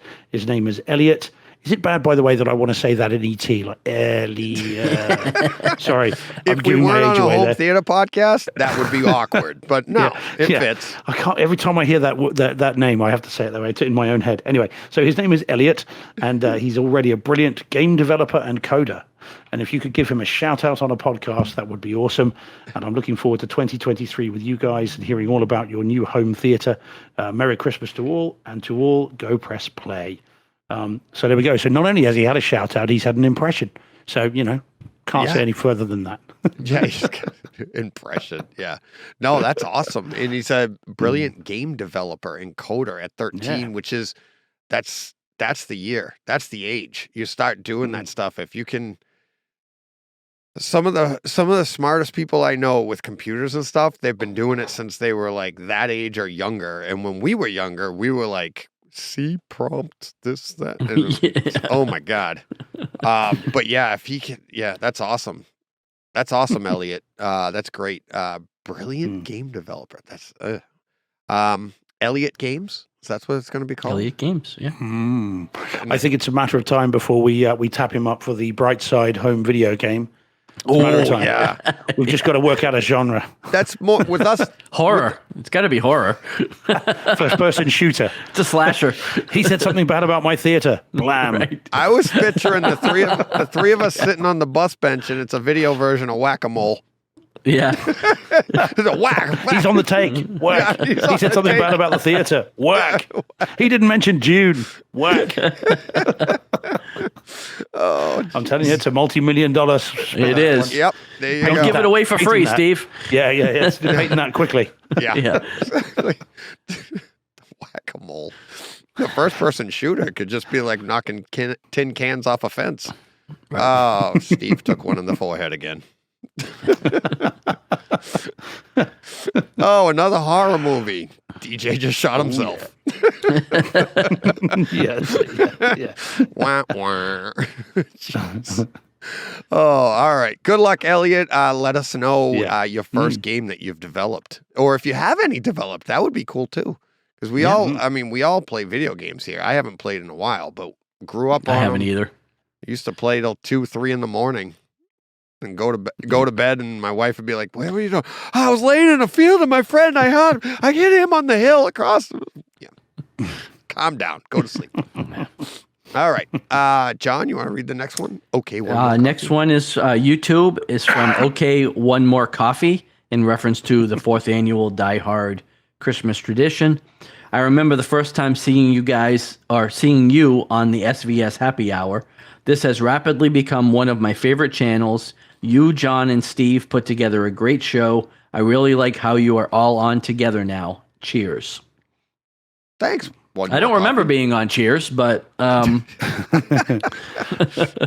not seeing any residuals for that. Right. Well, that's what happens when you go to a openness- bar, John. You don't remember. Right. That's true. In the interests of openness and fairness, it's DJ that puts the show together. We He just rock does, up and just read it out. I honestly just show up. Yeah. Yeah. And every week, Just I'm show afraid I'm done. It's like, no. Every week, I'm like, what can I do to make them happy Yeah. without more money? Yeah. Or any, really. Well, there you go. More would signify there was some to start with. But, That's John. I mean, just calling them like I see them. if we're gonna be particular, there hasn't been any yet. The best I do is I send you a crappy movie on your doorstep because I know you won't Right. buy it yourself. Whoops. Yeah, that's payment enough. Yeah. No, but that was cool. Like I even said that to I think this was one of the comments I was referring to when I was talking to Nick and Gary from SVS, and I was like, me going on there, I've got more people, other comments like this in the past. Right. Be like, oh, I saw you on that, and now I'm watching and listening, and I'm like, crazy. All right, I'm up next. This is WJRNEO. Junior Neo 2? And Bingo was his name. Yeah, there you go. Commented on the Hans Zimmer podcast we did. He says, in a single word, because I said the title is Hans Zimmer Live in Prague a must-own Blu-ray? He says, in a single word, yes. It's simply one of the best produced performances out there of his work. The sound mix and Atmos from the Blu-ray is second to none. Crank that volume way up. I can't wait till the next concert Blu-ray that has Dune score on it. Hopefully Lisa Gerard will return for the vocals. Chills. So yeah, it is. You've seen it since then. Did we talk about that, Steve, already?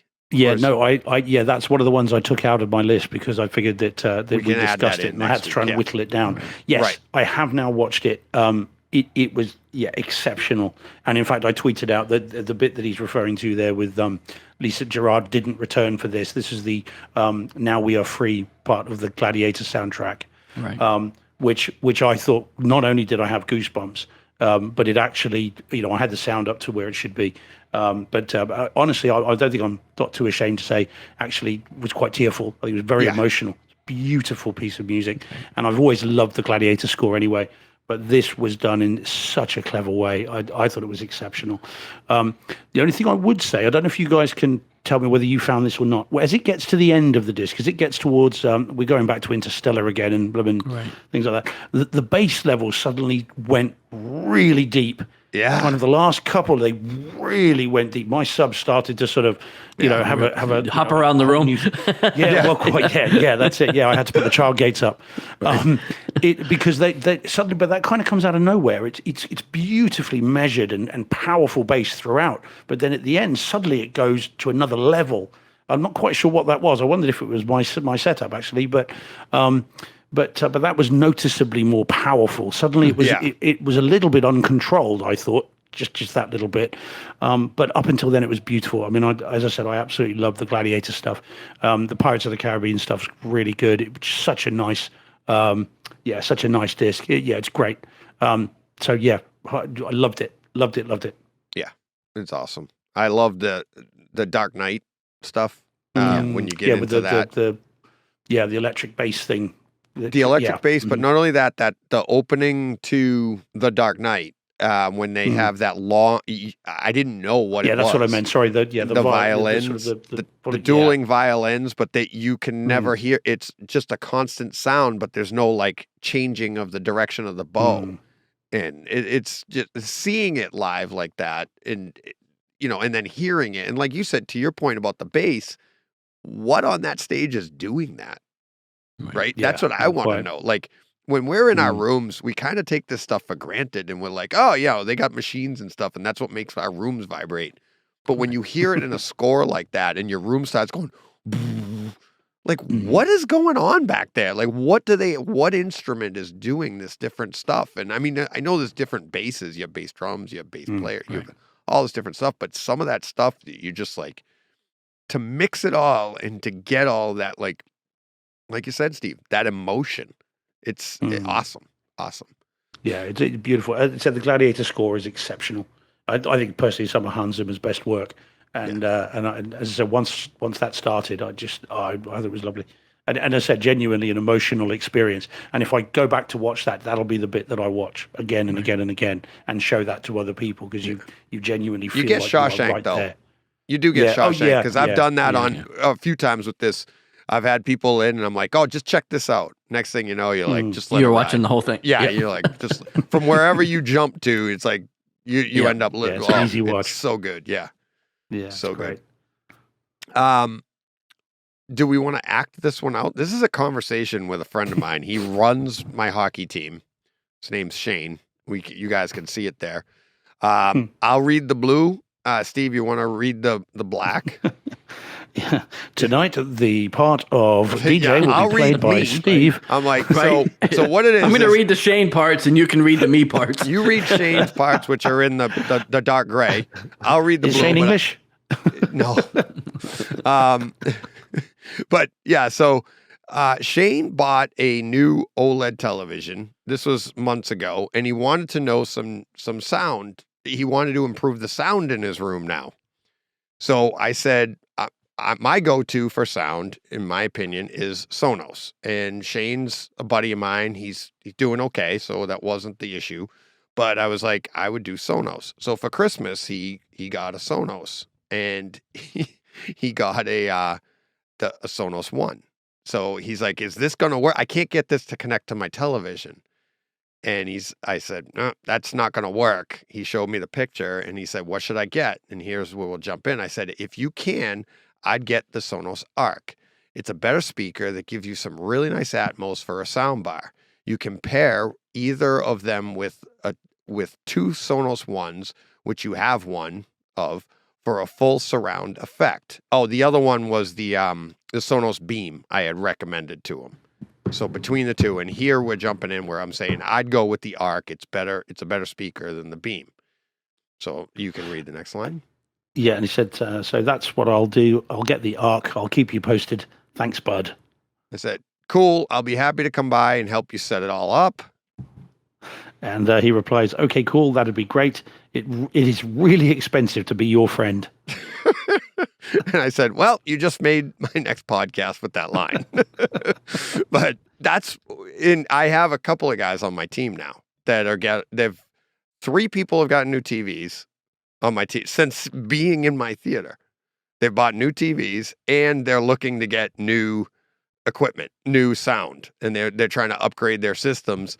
And to me, that's what's fun. It's, we're all, and it goes back to the Thanksgiving podcast where we're trying to, who was it that said it? I forget who said it. I want to get more people into this, and I want tell people to do this. And I'm like, I didn't tell anybody to do this. Just show them. If they take to it, they take to it.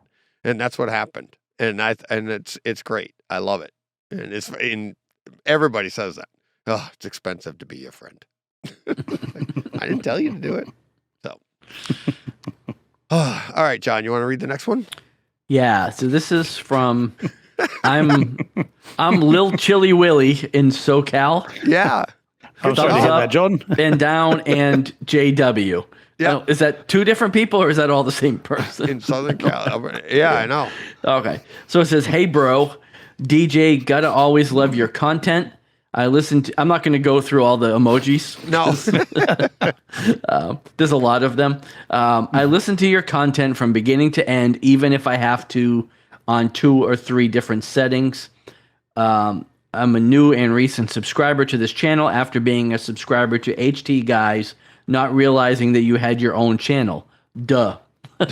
I watched all 12 hours on HT Guys, enjoying the fact that you and Ari are just happy for each host having their own unique HT, even though other channels would just thrash it because either not a dedicated room or that each speaker channel isn't in the exact Dolby Atmos spec. I also have enjoyed the last 2 years of the annual Thanksgiving podcast of many different podcasts joining together. And you had Jay Brock with you. Just one request. Please have Jay Brock join you guys on a podcast that we can see him, not just on the Tuesday podcast. Again, I love the trio of DJ and John and Steve. Peace out, bro, from sunny Southern California. Please. I think you've got to work on your surfer talk there, John. I do. Hey, Yeah. dude. Hey, peace out, bro. Peace out, bro. Oh, I like that. I'm wondering if that's a friend of John Brock or John Brock. Maybe, yeah. I don't know how much John Brock paid for that. Maybe that is John Brock. Yeah, it is John Brock. Yeah, Just like we have, Love and Thunder. Love and Thunder, Mike Schramm. Yeah. He'll give the game away. If he calls you bro, next time you see him, you'll know. Yep. Yeah, exactly. With the fingers.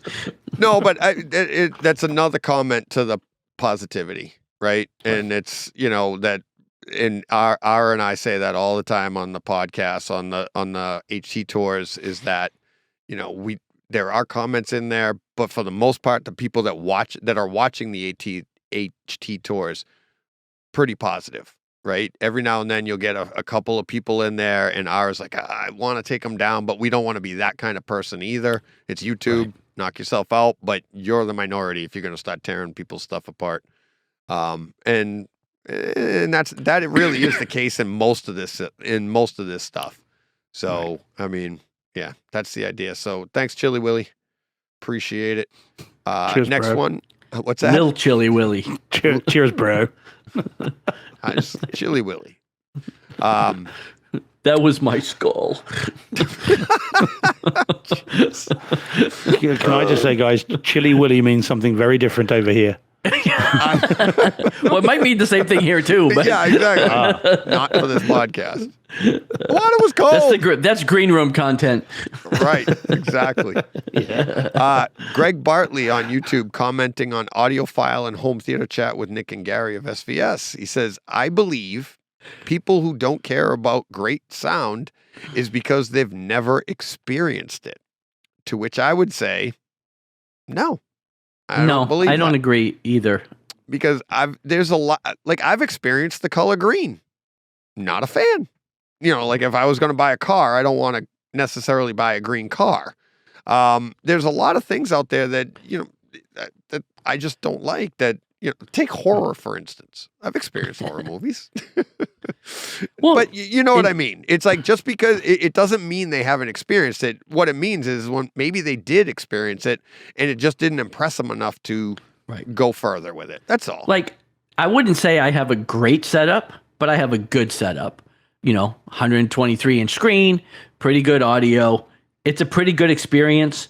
My wife could take it or leave it. Right. She experiences it every day, and it means absolutely nothing to her. Right now, she's watching TV in the bedroom with TV speakers, and she would rather be there than in the living room. Right. So it's not everybody that experiences it isn't going to fall in love with it. Good point.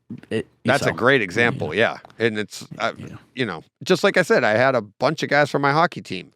3 of them decided to get involved. The rest of them, oh, yeah, that's great. What a waste of time. Right. Yeah. But, that's cool. Yeah. That's nice. Oh, glad you're into that. And then, I got a friend that's a hunter. I could never kill an animal, but I got to eat. Right. I understand it, but I couldn't do that. There's no way. I've experienced it. Don't want to ever do it. But so, all right. Next up there, Steve. This is Dennis Berger. Mm-hmm. Yeah. This is a response to the Brent Butterworth YouTube video on First Blood, when it turned out Brent had just seen it. Yeah. Isn't that great? Yeah, it was good. It was good. But for the record, if we're going to do a deep dive on First Blood, can I put my name forward for that, please? Yep. Anyway, right. Anyway, so this is from Dennis Berger. He says, DJ, you were asking for music recommendations that sound incredible. Check out Hania Rani, and I think that it may be Ezja or Echa, and Home are 2 albums in particular that simply sound incredible and reward intent, mindful listening. That sounds tricky for me. I try not to do intent, mindful listening of music. I've seen DJ's mind. I don't know. I've seen it in action, and I don't know that that's something that he can do. But well, to be fair, I bought them, both albums. Did you? It's Hania Rani is the artist, and Ezja and Home are the 2 different albums. So I went on and bought them right away because you know what Dennis Berger is? That's Brent's co-host from his podcast. Okay. Well, yeah, and I was like, "Hey, Dennis, how you doing? You listen to my podcast? All right, woo!" But yeah, Dennis has been in the industry. He's been around as long as Brent. Great guy. I love listening to their podcast, and which we talked about when Brent was on. Audiophile. I forget the name exactly. Not Happy Hour, but it's Audiophile something. But they're great. And Dennis is funny. He goes right at people that come at him. Like they get criticism because they have like industry names, right? And it's like, Brent wrote for all the different magazines or whatever. So when they say something, people love to bash them, and Dennis goes right at them. It's so fun to listen to. It's great. But I bought both those albums. They should be in. I'm trying to actually do more mindful, intentful, like listening to records and stuff like that. And I'm having a lot of fun with it, with the turntable and everything. So cool. Cool. All right. So John? DJ is trying to be a DJ. Is that what's happening? I was just looking. A couple of decks. Yeah. The next 2 are pictures. Well, did you get it says I put the stuff above it? Yeah. Yep. Put together the HT today. Above it. It's just basically this. You want me to read it? I'm just scrolling through the because I just have it where I'm scrolling through the pictures and I don't see. Okay, so Gurinder says, "Oh, I got it." Yeah. He said, I put together the HT today. It is a 5.2 right now. Put it up temporarily while we had company over. Look at the temp speaker surrounds and the attached picks. The projector sitting on my large acoustic panels, one 6-incher that normally beside my speaker, and the other is a 9-inch deep panel that is normally the rear wall going the width of the couch. Watched Raiders of the Lost Ark for the first time ever. Oof. Heard the Wilhelm scream. That's cool. Time for some horror movie. My cousin and I always end up watching one since we've been kids. Maybe Smile. I left that in there for Steve. But this is really, I know I wish I could put these in. They're kind of in the longer version, but he sent the pictures of these. He literally has his speakers mounted to like a board leaning up against the wall. And then the other picture is just like he said. It's just like he just put the projector on a makeshift shelf on the back wall just to get his theater, just to get some kind of a home theater experience. And that's fantastic. This is that stuff that people don't, people will be like, oh my God, you did what? Like, it doesn't have to be perfect, people. Just get in there, have fun, And that's exactly what Gurinder's doing here. And I thought that was awesome. So I just wanted to note that. All right, John, you want to read the next Vibe installs? So the next is from YouTube. Yep, Vibe installs. It says, Happy New Year, DJ. Is that the new intro? Is there some audio panning now? LOL. The sights and sounds, the scenes have been upgraded. First of all, you're not a donkey. If you are, I hate to think, I don't know what this is referring to, but anyway. I called myself a donkey in a pot. If you are, I'd hate to think what I would be. Thank you for all the effort you put into the show. For an HT nerd, it's something I look forward to. In the Bible, God spoke even through a donkey, so count yourself blessed. I hope to contribute to your show somehow this year. I wish all the best to you and your family. On a review side of things, have you seen Warriors of Future on Netflix? It's pretty much a ripoff of around 10 of the best sci-fi movies of the last 20 years and unoriginal, but wow, what a great HT experience. My room was rocking from every direction. I also want to give you props for introducing me to the movie RRR. Both me and my wife just loved it, and it was also an awesome HT experience in my room. That one disappointing show that I was looking forward to was the new Willow on Disney+. I'm with you. It just keeps getting worse, and with every episode, it's kind of sad. Oh well. Bad Batch starts this week, and hopefully it redeems. Take care, and looking forward to pressing play with you and the boys in 2023. Julian, Vibe Home Media. So yeah, I completely agree with Willow. I've enjoyed it less and less with each passing week. That's too bad, because I was going to get into that, and then I started hearing stuff like this, and I'm like, okay, so I'm not going to get into that. I got better things. I got other things to do. But yeah, thanks, Julian. That was great. All the effort. There is some effort involved here. There but is it's effort. So much fun. You downplay it, but you do a lot of work for the show. Yeah, but it's fun.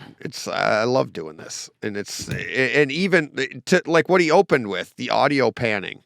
That's always been there, but now with the new tech and my new knowledge of how to use this tech and stuff, I can actually enhance it more. And that has always been there. It's always gone from left to right and back and forth.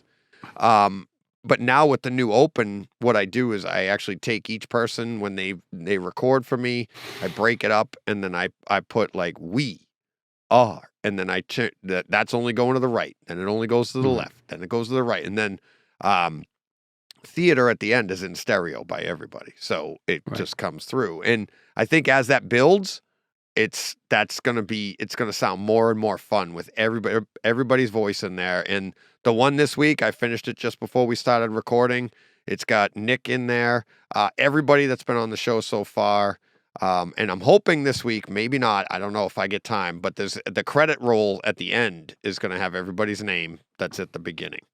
So as people come on, as Takeover Tuesdays resume and more people come on and we have more guests on, all those names will be in the end credit scene as well. So, but if we get into the credits, DJ, does that mean we all get an IMDb credit then? Yeah. We're going to be there. Directed by DJ Breaks. Yeah. Directed. Can you say Episode we are 10. Brightside Home Theater? Right. Yes. There you go. Yeah. I don't think so. I don't think IMDb knows who we are, but we do. and Since you that's all can that create matters. your own page and put anything you want on there, I'm saying yes. IMDb, Yeah, you can. I think you can. Yeah. You can. Yeah, I think you can. Most people manage their own. Well, I guess they have people that do it for them, but they're all managed by the actors or the people Oh, that are really? involved. Yeah. Oh, okay. A little bit of IMDb trivia. It was Yeah. started from a bedroom in Bristol, which is about Oh, 15 nice. minutes away from me. Oh, really? That's where. Yeah. Literally, some guy just started it in his bedroom, and it's So just gone from maybe there. you could manage our IMDb page. Yeah. Yeah, that's it. Go on Every over to the week. bedroom, Episode knock on 3. the door. Yeah. Yeah. I think they've outgrown the bedroom now. They're right. They're not in the bedroom anymore. Yeah, they were for a long time though. I mean, it's you're only talking in the last 2 or Really? 3 years that they They went to the moved away. garage and then they went. Yeah, you know. yeah, that's it. Yeah, it's like Amazon. Yeah. I'm still in the basement under the stairs here, in the closet. That's where I am. So, but yeah, thanks, Julian. Thank you to everybody for all the comments. And yeah, RRR. Yeah, we'll be talking about that again real soon. In the podcast. So, all right. Okay. Coming soon. This is where we're going to pick up some time, boys. All right. Nothing. Moving on. Oh yeah. I have no idea what you said because the sounder was playing, John. What did you say? Oh, I said nothing. Moving on. Oh. All right. Coming out on January 10th, because today Black Adam came out on disc. And Pray the Devil, Munchausen. But coming next week, January 10th, we have Dragons Forever from 1988 in 4K. Do you know that one, Steve? No, I never heard of it. Do you know that one, Never heard of John? it. It No. looks like it looks like a kung fu movie or something. Okay. Okay. Also, Groundhog Day in 4K from 1993. That's been out before. That seems appropriate, doesn't it? Yeah, exactly. That's what I thought. And same It's a with steelbook. It's a steelbook. Ouija. Yeah. Ouija. Yeah. In 4K? Yeah, it's a steel book. It's just a different edition, Yeah. but it's the same film, same transfer, I think. It seems to Yeah. be that way most of this month. Like They Yeah. Live is coming out the week after that. But there are a few other ones the following the 17th that I think are maybe fresh. But yeah, this is a very slow month for discs. Only 3 next week. So that's it. That's all right. We save the pennies. It's all good. Yep, exactly. It's kind of disappointing though, because sometimes you just need something fresh. Well, I can catch up on some more catalog stuff that I haven't bought yet. I Yeah, haven't seen quite. Star We- Wars we in get, about a week and a half. Yeah. Yeah, we get Black Adam on the 16th. Okay. So we've got a little bit to wait yet. So we get it in the middle of the month. But yeah, I'm looking forward to seeing that in 4K. All right, here we go. All right, we ready to get to our home theater yes. experiences here? We've got a list. We're probably about halfway through the show. My list is fairly short, and it interacts with you guys. So let's start out. What do you got, Steve? Oh God, I want to hear what John thought of the Northman. Can I cede my time to the honourable You wanna kick or gentleman defer? from Texas? I'll Yes. defer. Yeah. Yes. All right. Yeah. So I watched the Northman 4K disc. I mentioned on the last show that I was trying to get it in before the top 10 list, but I didn't have time to watch it. Fortunately, the next Tuesday we didn't have to record, so I had a lot of time to watch a movie. So I still have my issues with the movie itself, but what an unbelievable home theater experience this disc is. It is absolutely incredible and would have been my 1 or 2 disc of the year if I had seen it. So yeah, fantastic. I would watch it again anytime just for the experience of it. I still don't like some of the the dream supernatural elements of the film itself. Although the second time around with a different perspective, I did enjoy it a little more. But I mean, it's just, what can you say about the the opening and then the Mustafar ending were just unbelievable, you know. But yeah, that open is just like it gets you from the very first 30 seconds and never lets go. Like it just. I thought the HDR too on the open and that. Oh yeah, it's like I said, just unbelievable, amazing. Yeah, absolutely amazing. No, I had the biggest, dopiest grin on my face when that opening happened. Yeah, you could almost sense the bass before the bass comes. You can feel the speakers starting to come alive before you get that opening, voiceover, which is just absolutely fantastic, isn't it? Yeah. It reminded me a bit. Thinking about it, it's a bit like Tulsa Doom's voiceover in Conan, isn't it? The start of a bit, of Conan, that kind of stuff, and it's that same kind of. Sorry, it's not Tulsa Doom, is it? It's his other thing, but the same sort of thing, that kind of that voiceover from the ether. It's such a good thing. And notice, John, that was my number one film. So, it was, I knew that it was, and it would have been up there for me too. Like I said, I think I put Dune number one. I don't even remember now. I thought you had Maverick. Maybe I had Maverick number one and Dune number two. Yeah. And this would pump them both down. Like I actually think this was a better home theater experience than Maverick. Really? Yeah. Maverick is a easier watch and a more fun. I mean, it's definitely an easier watch and has more rewatchability. But as far as the actual, like just the sounds, the sights and the sounds, I think the Northman was better. I think it's a better film. Now, John, look, John, just a word to the wise. We got away with it a bit earlier. I know. DJ about things. Let's not go back to. Let's not tweak the tail of the tiger anymore by saying that Maverick is not the best home cinema. Send all your letters to DJ at thebrightsidehometheater.com. This is what happens when you put out one video where you drop an F-bomb. Now everybody's afraid of me. Let's not anger him any further. It's like up until then, it was like, don't anger the HD god. Fun. Yeah, he's a fun guy. It's like, I saw that video. Right. Yeah, we'll all end up naked, crawling around a fire, barking like dogs because it'll be the only way that we can appease the HD god. I think over my lifetime, I'll watch Maverick way more times than the Northman. But I think a disc of the I already have. Well, you already have, yeah. But you've watched it already more times than I ever will. And if I live another 50 years, I won't see it that many times. But yeah, as far as disc of the year, like I said, it's probably my number one. Yeah, yeah. So. All right. What do you got, Steve? What horror movie do you have in mind? So no. Now this one. I want to know if you guys have ever heard of this film. Never heard of it. You may have done. Right, Wind River. Okay, now you're like in good company. Have. Right. But I might be thinking of something else. Well, I had never heard of it either until about a month ago when someone on Twitter said, this is, I'm going to rewatch this, can't wait. I love this film. And it's a film with Jeremy Renner and Elizabeth Olsen in it. Jeremy Renner, I mean, let's hope he's okay. Yeah. Although, interestingly, when I heard about the story, what had happened to him, this is a film where he's riding around on snowmobiles and really? snow and all that. Yeah. Jeez. So it was like, oh my God, talk about art imitating life or vice versa. So this is by the writer and director of Hell or High Water, the Chris Pine thing. So, great film, that one. So when I heard that, I thought, right, I've got to get this and give it a watch. And it was a blind buy. It cost me £3. So, less than five bucks on Blu-ray. So that was good news. It's not in 4K anywhere as far as I know. So I had to buy the 1080p Blu-ray.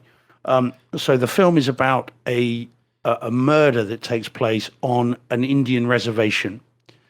And I don't know if you guys knew, I didn't know, that apparently the law of the land on these Indian reservations is different to the law of the land elsewhere. And they have their own sheriffs and they have their own way of doing things. And this is a semi-true story about a little girl or young girl who is raped and murdered.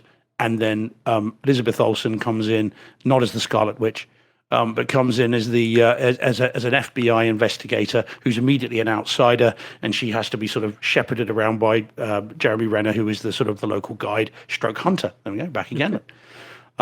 And it's then about it's a little bit of a whodunit, it's a little bit of a mystery, it's a little bit of a kind of fish out of water type thing.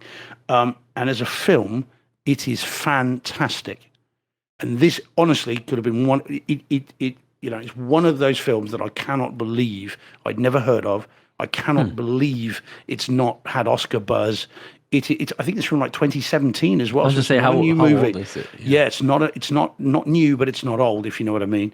Yeah. And chaps, if you haven't seen it and you haven't, honestly, as I said with The Grey, this is one to make an effort to see. Todd Anderson tweeted out after I tweeted my response to it, was like, "Oh, it's a great film." And it really is, and it has a number of sequences in it. So to then move beyond the movie to the home theater experience, it's only DTS-HD, but of course we'll upmix it to Neural X, and it has a number of action sequences in it which really do test the subs and test the surround speakers. The whole thing's set, in a rural environment anyway, but there are some action sequences that have got some punch to them. This is highly recommended. No one has said anything other than see this movie, and I completely agree. And if you've seen Hell or High Water, and if you liked that, then you will be blown away by this. Pun sort of intended. So I would genuinely, chap, this is one to put to the top of your must-see list, and I don't say that lightly. It's well worth it. Yeah. So anyone who's listening or watching this who hasn't seen it, like I hadn't, do yourselves a favor and give it a watch. You'll love it. So, I will do. Really, really good. Cool. Okay, I saw Die Hard again. You heard that podcast? I have heard of that one. Now, since the podcast, or no, not since. Okay. But I did want to go back. I waited all year to see it, and I did want to go back and watch it again right away, but I didn't. But yeah, just amazing. So, actually, Dee, just whilst we talk about Die Hard, just very briefly, I can answer a question that you had on your podcast with Joe. Yeah, you asked what's Spanish for Die Hard. Oh, that's right. I did. I asked Joe. You did. Now in Spain, because I have very good memories of this because I first saw this film in Spanish, and I saw it in Spain in an outdoor theater in the summer of '89. So I hadn't been out there long. Now it's not called Die Hard in Spain. It's called Jungla de Cristal. Literally, the glass jungle is what it's called there. Oh wow. So yeah. So in terms of the Spanish for Die Hard the movie, it's Jungla de Cristal. What's the name of the book it's from? I think that's off of the book. It's Roderick Thorpe. It is going solo, something like that. Yeah, because he's an ex-pilot in the book, and he dreams about flight stuff. Yeah, Roderick Thorpe wrote it. Is it going solo, flying solo? Oh, something like that. It's going to drive me crazy now. I'll have to look it up. But yeah, so that's what it's called in Spain. So when you said that, I thought, oh, I know that one. That's a good one. That actually is a good one. Thanks for listening. Yeah, my pleasure. All right. In trying to be brief here, that's why I said that one. Why don't we go back to John with your next one? Yeah, so I watched Jack Ryan season 3. This is on Amazon Prime Video. It was available in 4K Dolby Atmos. Mm-hmm. Yeah, I mean, I thoroughly enjoyed the season. I know you've only watched 2 episodes of it. Really enjoyed the season and the storyline, and I thought it was a pretty top-notch, again, quality stream. I mean, the HDR looks great. The Atmos sounded really good. Again, maybe not like Rings of Power good, but yeah, it was a very good presentation. And I thoroughly enjoyed it. So recommend. Of course, if you've already watched season 1 and 2, you're probably going to watch this anyways. Yeah. If you haven't, start with season 1 and go through it. But yeah, because it all does really intertwine. Good. It does kind of connect. Episodes. Especially, and the bad part about a lot of these streaming shows is, like, I had to go back and look. Season 2 was 3 years ago, 2019. Yeah. So that's a long time between seasons, and there's like some recurring characters that pop back up in this season, and I didn't know who any of them were because it's been so long since season 2 that I had to kind of go back and figure out who these people were. So that's but they do, like I said, they do kind of build on each other, so you want to go through it in order. So I just finished the first 2 seasons over the fall. Because they came out on Kaleidescape. Yeah. Yeah. So they came out on Kaleidescape, and which got us hopeful for Rings of Power coming out right. and being like, oh, which we still don't have yet, but hopefully we will. Having watched them on Kaleidescape and now seeing this, I agree with you. As a stream, it looks good, but it's probably it's one of those. You just don't have the dynamics that you have with the physical media, right? So when your black levels and your brights and your darks aren't as, the contrast isn't as great, and then the same with your sound. It just doesn't have that depth in the clarity and the highs that you get. It's still really good, but that's when I was going to, and I'm only 2 episodes in, but that's what I'm noticing here. It's just not there. The reason, interesting enough, the reason I'm only 2 episodes in is I was kind of holding out because Kaleidescape's doing something new now. They have a new, I saw that. They're doing it with Yellowstone. Right. And you can buy weekly episodes, right? Yeah. It'll drop the day after it drops. Right. But what I'm wondering what they're doing is like now is I don't know. Is the entire season out already on Amazon? They dropped all at once. Jack Ryan?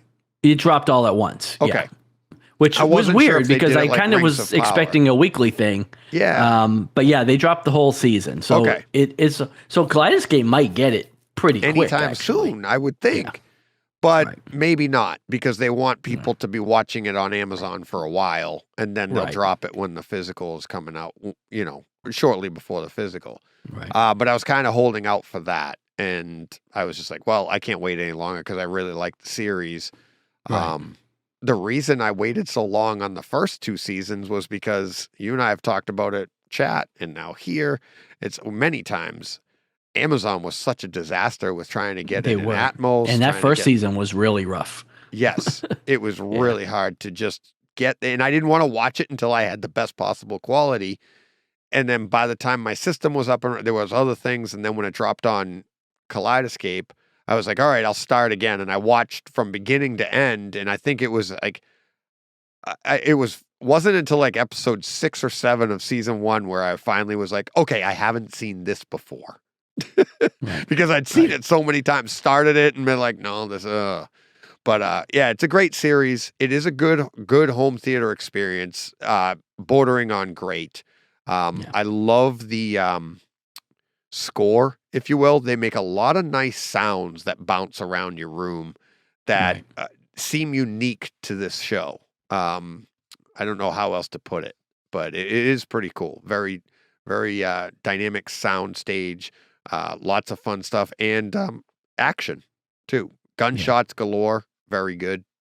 Really, really enjoyable. Well, yeah, it's definitely that type of show. Car chases and exactly. all of the above. Yeah. Yep. So, all right, Steve, what do you got next? Okay, so I've got a nice cheery little film next. Emancipation.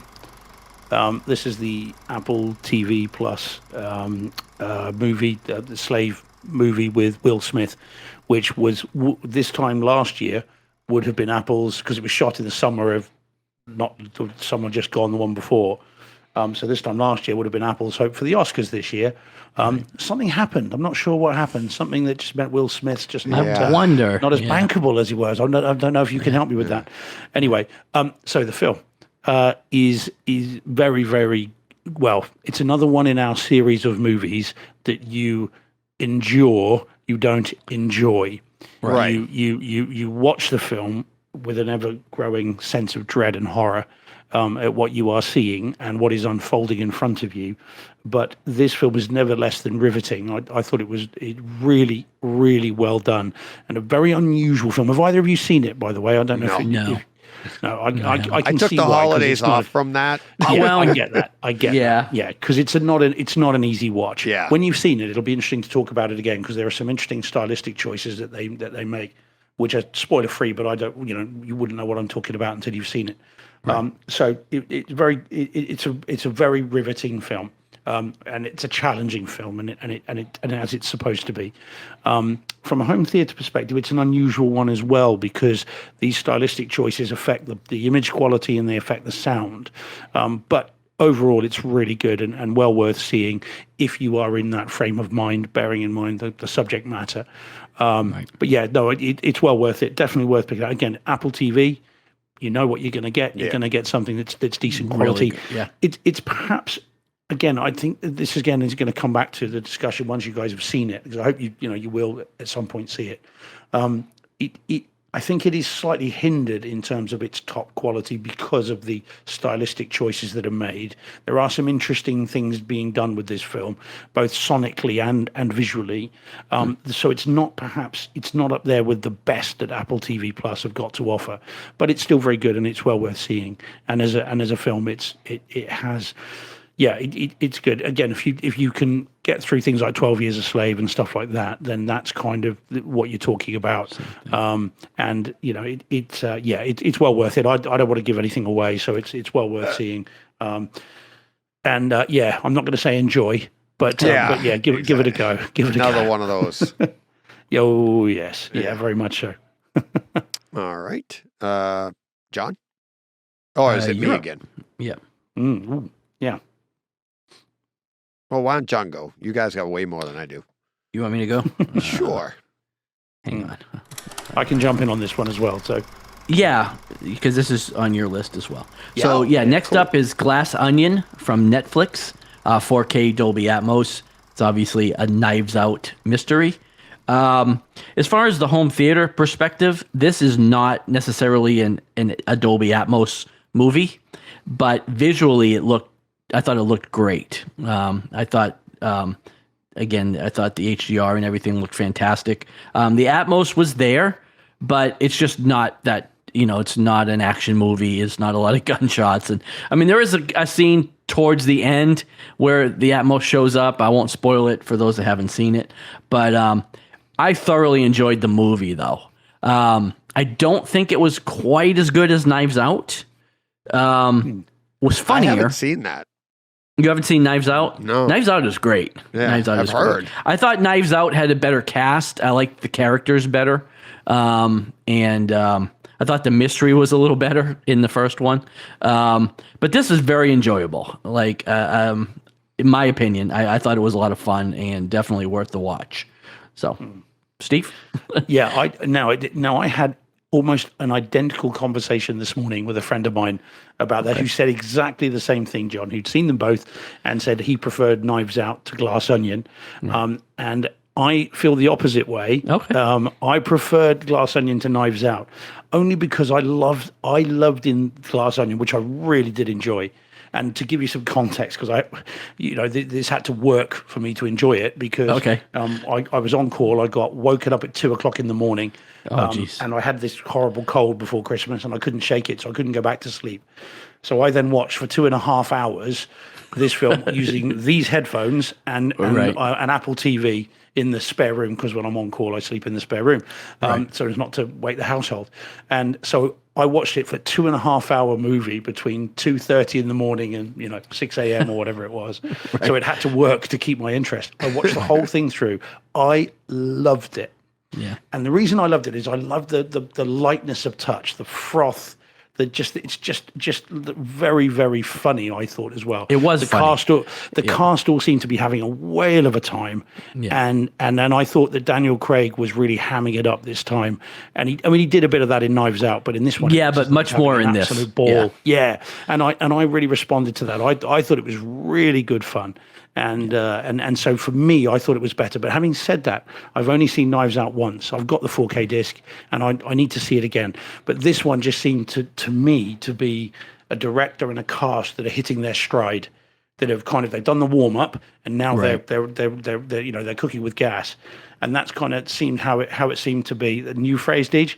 No, that's my dad's. Now you're cooking with gas. Yeah, my grandfather used to say that too. Yeah. Okay, all right, guys. I'm aging disgracefully. Yeah.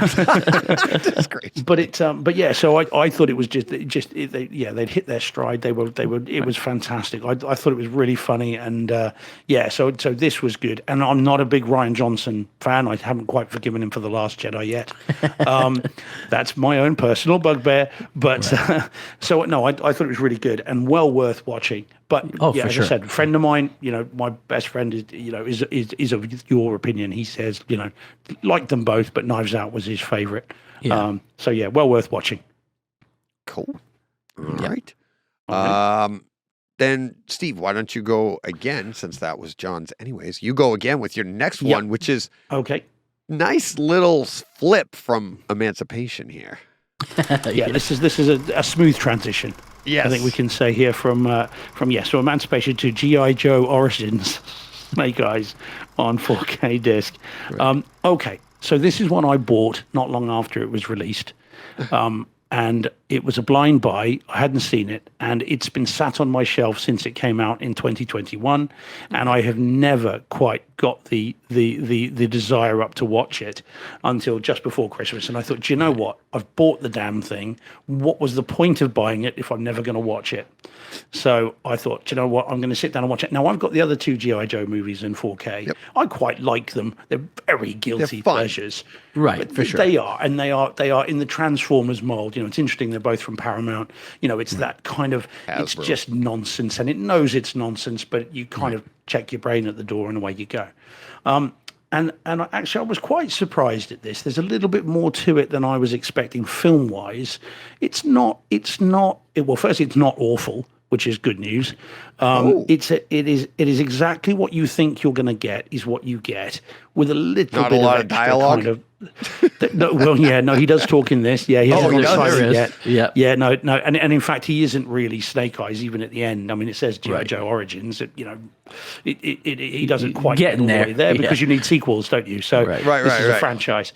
But it does have a story to it. It's quite good. It does what you want it to. It's entertaining enough. It rips along, and it's good. And now in terms of home cinema, there are some sequences in it which a lot of reviewers have said are reference grade. And I'm thinking one particular sequence in the middle, which is there's a fight sequence in a rainy Tokyo back street. And so you've got the neon signs, you've got the blackness of the night, you've got the rain, and then obviously they're quite bright colored costumes, and there's a sort of sword fight, gunfight, and that looks and sounds very nice indeed, and really does show off the 4K. So that's really good, and there's some nice stuff towards the end. There's some quite big action scenes.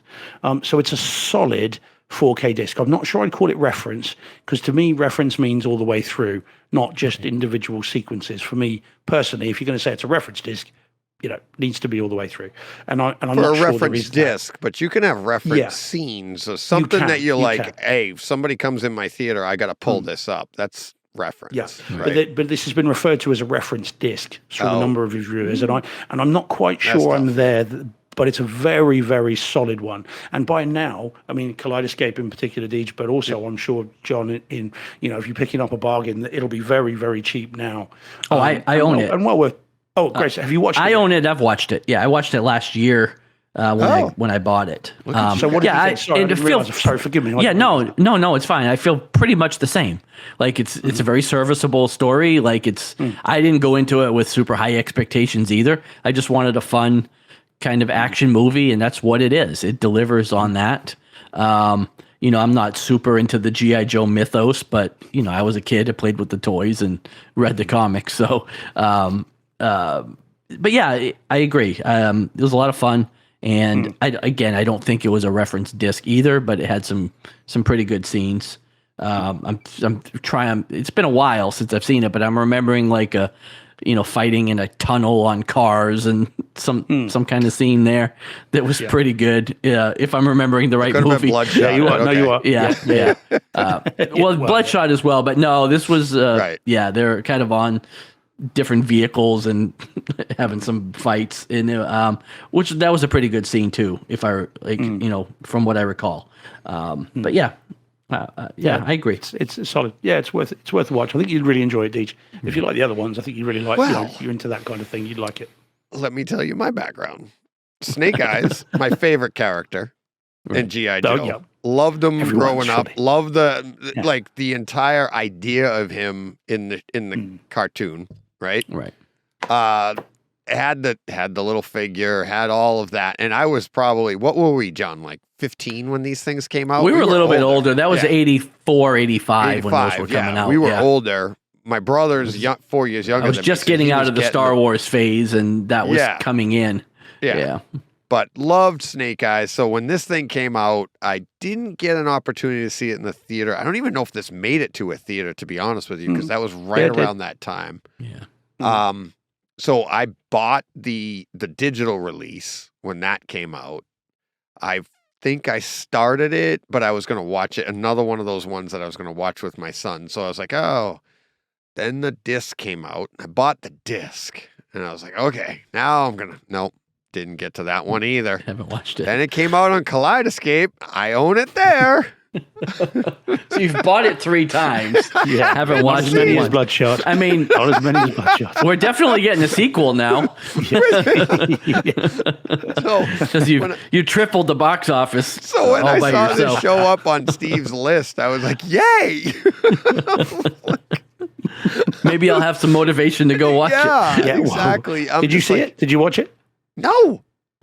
I haven't seen it yet. I've seen the beginning of it, the very beginning of it with him and his brother, and that they're younger, right? That's about it. Yeah. Like the first 5 or 10 minutes I've seen, and I wanted to wait. I was just wanted to see how it played, like what was, because you can get a little bit in the first 10 minutes on home theater wise, right? You can get your contrast and your sound, your dynamics of all that.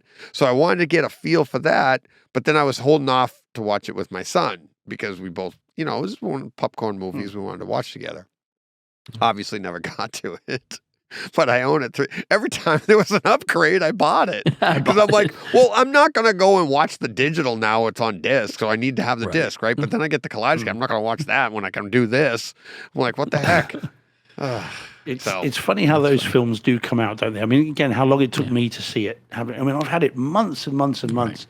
And on my little app, on the My Movies app that I put my discs on when I get them so that I can see them visually, every now and then a disc will pop up and it says the date that it was added.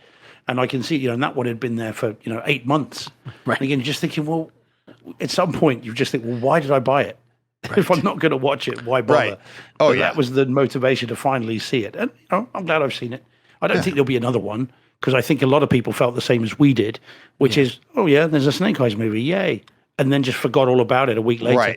Right. So I doubt there's going to be another one. No, I don't think. I think we would have heard by now if there was a second one on the way. Yeah. So. Yep. Oh well. All right. Should I go next? Go on. Well, Let's get to this one. Yeah, so you and Steve can talk about it. Which one? Oh, I was gonna pick one. Oh, you're gonna wait. Another one. Let's talk about a little holiday festive and getting into the animation theme. My wife and I watched The Polar Express. We have neither of us had ever seen it. Oh, okay. Well, what did you make of it? I really, really enjoyed it. Honestly, I really enjoyed it. I loved the story of it.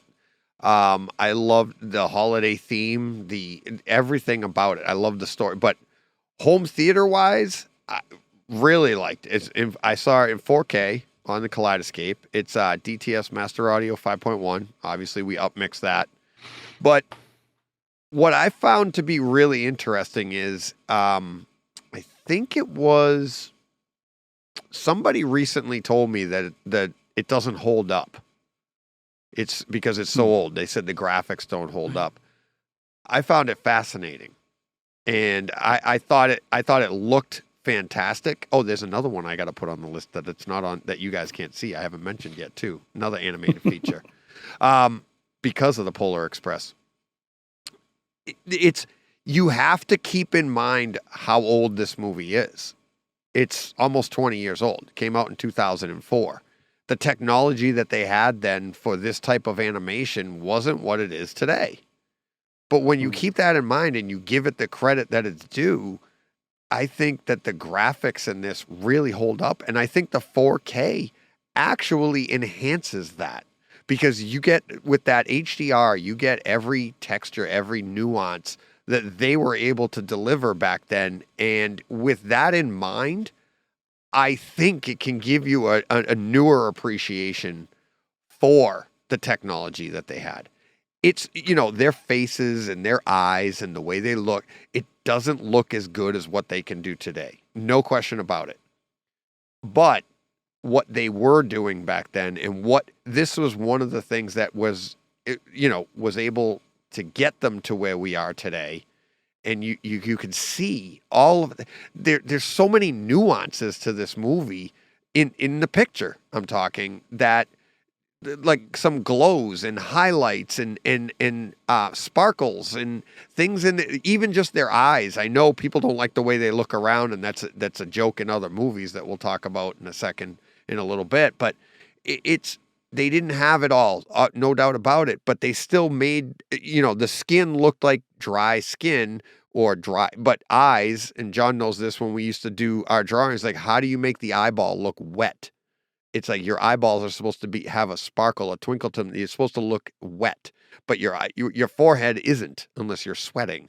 So there's a way to do that. Well, they were able to do different things like that and give you different textures of stuff. And I thought it was great watching it like that. And that has nothing to do with the, holiday theme around the entire story, which I really, really enjoyed.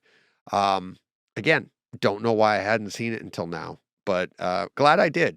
And I think it's a great home theater movie that I think it's as the years go on, this will be something that you show your grandchildren and you'll be like, this was, as the older it gets, I think the more appreciation you can actually have for it, especially in the 4K and whatever Ks we get in the future. Right. So, all right. What do we got next? Who wants to go? I can go, John, if you want. I guess, yeah, I can go. Next up for me is Pinocchio, Netflix. This was 4K Dolby Atmos. Yeah, this is not your dad's Pinocchio. Like, I know you haven't seen it, DJ. Did you see it, Steve? No, this is the Guillermo del Toro version. Yes, yeah, it is. So this takes place in World War II Italy. So it's very fascist. There's lots of Nazis, lots of is it animated? Heil Hitler's going on. It is animated, and it's stop motion animation. So this was like really, really intense to put together. From what I understand. So like a Rudolph? I guess, yeah. Rudolph is a German name. Right. From what I understand, it was all done, stop motion, and was really time consuming. It looked CG, it kind of has a CGI look and feel to it. So I don't know, I might be wrong on that, but I could have sworn I read or heard that somewhere. But anyways, very different take on the Pinocchio story. The root themes are there, obviously, like the high points from what we would have seen from Disney. I don't know how this relates back to the original book or story, because I'm sure this comes from a fairy tale that was not as happy and cheery as what Disney did with it. But yeah, it was kind of dark at times, like, Guillermo del Toro, right? So it wasn't definitely not your Disney Pinocchio. Home theater wise, it's just fine. It's not that type of movie where you have a lot of Dolby Atmos effects going on, and there's a lot of music. There's some musical numbers that sound pretty good. Visually, though, it looks great. And yeah, like I said, pretty different take on the story, but I liked it. I've heard differing opinions on it. Some people really, really liked it, say it's a masterpiece. I don't know if I'd go that far. And then some people really didn't like it. But I think it was well worth the watch, and I enjoyed it. My wife watched it with me. I haven't actually had it. I didn't really ask her after we finished, so I'm not really sure if she liked it or not. Sometimes we'll sit. Well, sometimes we'll talk about it after we see it. Yeah. Other times we won't. We'll just watch a movie and then we'll go on to the next thing. So it's not one that we really discussed. So I don't know if she if she enjoyed it or not. But I don't know. Like I said, I thought it was really good. And like I said, visually, it's great. The technology I thought looked great. The animation. So, yeah. I recommend it. I think you should give it a watch. So. Cool. That was one we were thinking of doing, and then you were saying it's kind of not my dad. Maybe I wouldn't do it with Jen, but we'll do it. It's not, I mean, like I said, it's a little dark, because again, there's a lot of Nazism going on, they're going to war, for the wrong side, as far as we're concerned. So, but that's what would happen. Like if you were a young boy growing up in Italy, you're being fed this rhetoric, and you believe just as much as we believed that you're going to do the right thing. But, so you're watching it through that lens, and because there is a lot of that. Like he enlists, and he's like, he's going to go to war. So that's not something you would see in the Disney version of it. Right. So, so Pinocchio / All Quiet on the Western Front. A little bit. Featuring a jackboot Jimmy Cricket. Cricket. Yeah, which was Ewan McGregor was Cricket, was the Jiminy Cricket character. And I believe Finn Wolfhard was Pinocchio.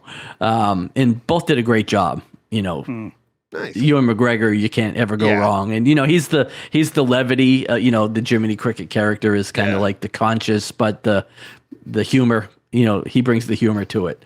So yeah. Cool. Pretty good. Who's next? Steve? Okay, we'll quickly do Amistad then, because this is one you would have seen that I'm sure that I had not seen until very recently. This is another one of those missing Spielberg movies that that I just sort of passed me by. I was aware of it. I knew it was out, but I hadn't seen it. And I think I bought this months and months and months ago on a special edition Blu-ray that was released over here. And having seen Emancipation, I think I was just kind of in that frame of mind. And I thought I'd give this a go. It's really good. As a film, it really does work its kind of its story. It's a Spielberg movie through and through. Fantastic cast. You've got Matthew McConaughey, Morgan Freeman. You've got all the, Djimon Hounsou, who learnt a whole other language literally for this movie. And it's a true story.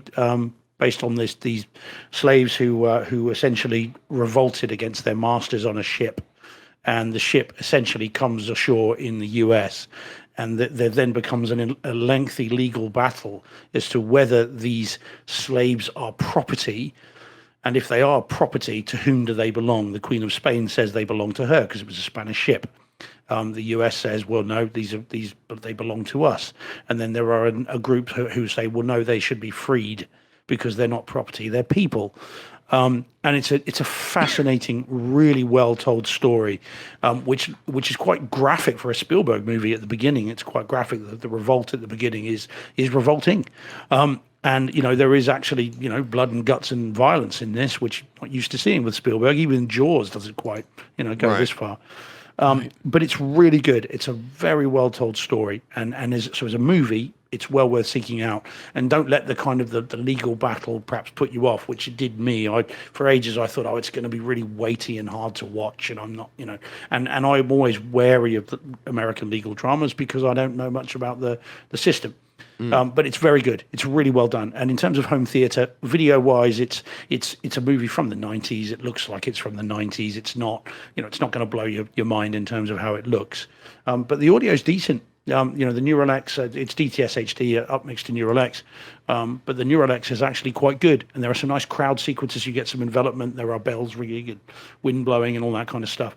And so actually it's not bad at all. And worth watching. Again, if you've already bought it, if you've got it in your collection, if you haven't seen it, as I hadn't, then it's worth watching when you're in that frame of mind. But it's not as dry or as dour as I think it looks from the from the thing. And there are a couple of barnstorming monologues from Anthony Hopkins, who is playing.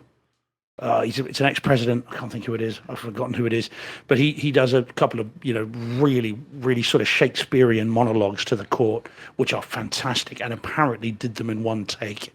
So it's it's worth it probably just for that. Just that. that. The craft is there. Yeah, it's great. So I recommend that. Have either of you guys seen it? I don't know if you have or No. I've owned that. I don't own it on Kaleidescape. I've pretty much owned it everywhere. Same idea. But this is one of those. But you haven't.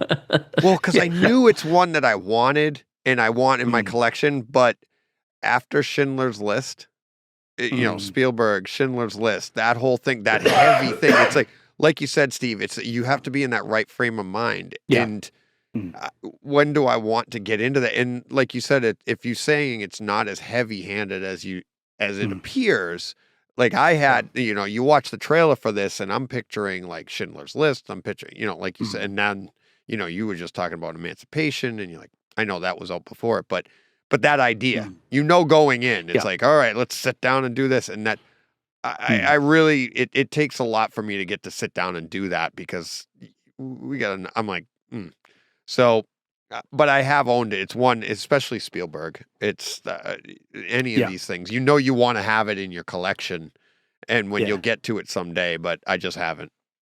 Yeah. I mean, it's one of those Oscar bait worthy movies, aren't they? They're these ones that you kind of know what you're going to get. It's a historical epic, the kind of thing, but it is more accessible than that. I think it's almost done a disservice by that comparison, and I thought that the same. I mean, that's why I hadn't seen it until now. But it's better than that. It's more interesting than that, and it never goes quite as dark as Schindler's List ever did. I mean, I'd forgotten about that. To be fair, that's Spielberg at his absolute. Darkest. We're going to show you reality. That this is what it's going to be, even more than Private Ryan, I would say. Because Schindler's List is just like, look, I'm going to put a camera here, and you're going to see these events, and you're going to see what it was like, and you are going to watch this, and you are going to feel what these people felt. You're going to feel that fear. You're going to feel that isolation. You're going to feel what they went through. And this doesn't go there. You get a little bit at the beginning, but then it really moves more towards then the courtroom and how they do it. And it really is worth seeing. Cool. All right. John, you want to go next? Sure. Well, I'm just going to lump my next two together, really. Yeah. Because it's basically the extended edition Middle-earth epic of Lord of the Rings and The Hobbit. So this is our Christmas tradition for us. We've done it for the last couple of years now. We usually take the week up between Christmas and New Year's off, my wife and I, and we've watched these movies. Now, this is the first time I've had my projector and my my screen and my mini DSP and all of this other stuff in place. And these are just glorious, man. I mean, they're just I think these are reference discs. Yep. Every one of them. Yeah. Now, we watched them in order. So we watched The Hobbit, then we watched The Lord of the Rings. You went backwards. Yeah. We watched them in chronological. Yeah, we watch them in chronological order. And so watching the newer movies first, they do look better. Like the visually now, audio wise, they're the same. Like they're all great. Visually, the Hobbit movies, they just look better. They were, I think, filmed with newer technology and with 4K in mind, where the original movies were not. Well, they were shot digitally, actually, weren't they? Right, and they were shot digitally. Yeah. But that doesn't take away from the Lord of the Rings movies either. Like, there's some scenes in there where they kind of go in and out. There's some DNR in like some of the Minas Tirith scenes in Return of the King, even in Helm's Deep, some of that. But still, these are, I mean, they're never going to look better than they do here. And I mean, everybody's seen them, so I don't really know what else to say about them. But I really felt like I was experiencing these again, like I saw them in the theater. With big screen, big audio. Had these things cranked up. We watched the 4-hour cuts of every movie, and they're just epics. And I honestly can't wait to do it again next year. Yeah, I know. They're just so good. That was there's some nitpicks to them, as far as the, especially the Lord of the Rings movies. But I don't find them like I thought they were great. They're good. You know, Yeah. They're so good. It's like I'm like jealous because like I remember back in was it August, September? I went. You through were them, watching some of them, and I'm like, I'm gonna do this again in December. I couldn't wait to do it, and then December came, and I just done them, and I've got other things to do, so I didn't get to it this year. But it is one of my traditions to do that, and it was, you know, they're so good. And it's like, now I'm going to try to wait for next year and the holidays and do that again. And we did one a day. Like we had other things we did this week, and they're long movies. But there was a couple of days where we could have squeezed in the next movie. Right. But I didn't want to. Like I started on Tuesday. I started on Tuesday, so I would finish on Sunday, and I went back to work Monday. So I mean, I specifically planned it out so that we were going to finish on Sunday. And I didn't want to jump the gun because there was one day where we were just like, we're not going to go out today. We're just going to stay in. I put the first movie on at like 9 a.m. So there was definitely time to squeeze another one in, but I just didn't. Yeah, like I said, I just didn't want to do it. I wanted to space them out. That's cool. We watched some other stuff instead. I watched a few things that didn't make the list too because they just weren't that good. But although one thing that didn't make my list because it's not an HT thing, but if you haven't seen it, the new Charlie Cox show, Treason on Netflix, was really good. I hadn't seen that. It was a really good show. It just didn't really make the cut for me as far as I did see that, and I actually saw just the graphic for it. And it's only 5 episodes, like a quick thing. Yeah, it's a quick thing. It's 5 episodes. So it's, not going to take a lot of time, but I thought it was really good, story wise. So cool. All right. I'll do my next one off of the Polar Express. I was telling my brother about it, and he was laughing at that whole eyeball. Now, he makes a living doing graphics and everything like that, so he was laughing at Polar Express and the way their eyes never look at you. They're always, like, looking everywhere else. Mm-hmm. And he's like, have you seen Chip and Dale's Rescue Rangers? The new animated... I actually heard good things about that movie, but I haven't seen it. It's fantastic. My wife and I loved it. Did you see it, Steve? I've seen most of it. It was all right. It's so I didn't watch it in the cinema room. I watched it in the lounge over lunch one day with age appropriate people, and it was okay. I heard it was good, but I haven't seen it. It's fun. There's a lot of Easter eggs in it to other movies for the adults, right? And it's a fun movie to sit down and like with an age appropriate person, and they get their stuff, and then you get your stuff. And as a home theater, it's actually pretty good as well.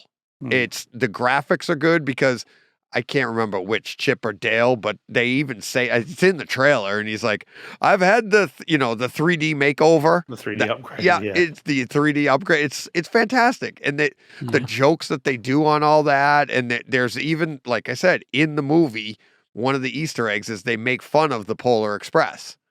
And the graphics, they run into a character that's drawn like the Polar Express. Oh, really? Yeah. And the guy's looking at him like this. He's talking to him, but they're the chipmunks. They're down on the ground. But he's looking out like this. And he's like, what are you talking about? I think it's voiced by Seth Rogen, if I'm not mistaken. But he's like, what are you talking about? I'm looking right at you. And they're like, no, we're down here. It's so funny. It's funny. But there's a lot of stuff like that. And definitely, Steve, give it a shot in your theater. Put it up, crank it up, and just have fun with it. It's my wife and I were cracking up. We had so much fun with it. It's a good movie. It's a good movie. And again, getting back into my animation that I love animation. I grew up on animation. I love to draw. Why wouldn't I do this? And I've been missing it for like 15 years. So it was a good one. So, all right. Okay. What's next for you, Steve? Do you want to do the blue cats, or should we leave the blue cats to last? The what? Which one's that? The blue space cats. Do we want to do those next? The Navi Avatar. Oh yeah. You want to do that? Go ahead. Knock yourself out. Let's do it. All right. Right. Okay. So you bring the bright side. I'll bring the miserable side. You haven't seen it yet, John? I don't plan to see it, honestly. Wow. No intention. Someone's gone more miserable than I did. Okay, I might fine, see it that's at home, but I'm not the biggest fan of the first one, and really you have wouldn't no, like it. have no interest in it. I'll catch it at home. I won't see it in 3D, so I don't know if that'll take away anything from it. But Go ahead, All right, Steve. so- Avatar, the Way of Water. Blue Cats in Space. Okay, so the first film, just a bit of context, I really, really like the first one. I've seen it many times. I've seen it in theaters. I've seen it in 3D on multiple TVs, including the fairly sizable one I've got now, which is one of the last 3D TVs that were released. And I really like the first one. And prior to seeing this, I saw this on a Monday, and I saw the original one again on the Sunday, and had a great time with it. This was the director's cut. Thought it was great. Now, so I then went in to see this. Now, here's the problem, and unfortunately, at the moment, it's inextricably linked, the film with the technology for me. Now, I hate with a passion HFR, high frame rate. I don't like it at all. To me, it makes everything look ultra fake because it looks ultra real. Now I know that sounds weird. Even You've gone as I say so far forward, you're now backwards. I'm back. Well, quite yes. Yeah. Now the reason I say that, I saw that, talking about the Hobbit, I saw the Desolation of Smaug in HFR, and that was 2014. Yeah, sorry, Christmas 2013, and I found it incredibly distracting. Everything looked fake. Everything looked like it was a set.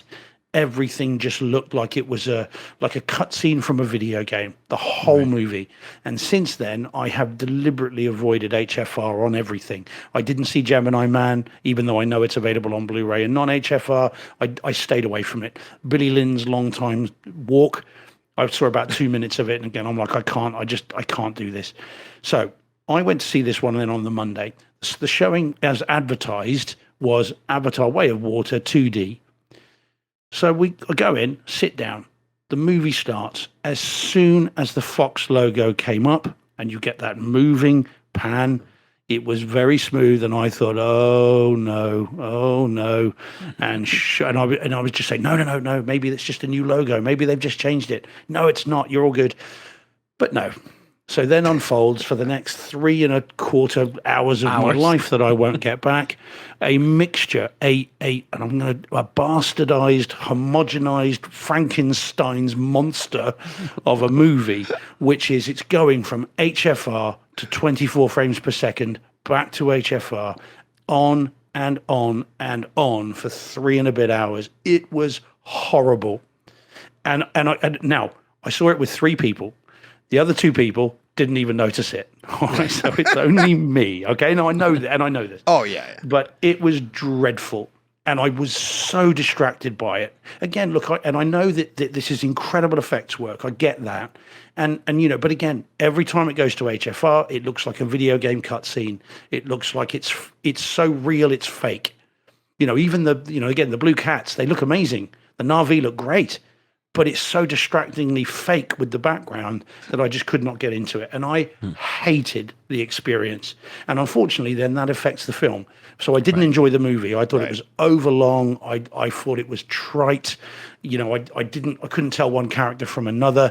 And if I had to hear Zoe Saldana say "Ma Jake" one more time, I was going to scream, because it's just like, in the story, they're apparently 10 years on, and she's still calling him "Ma Jake."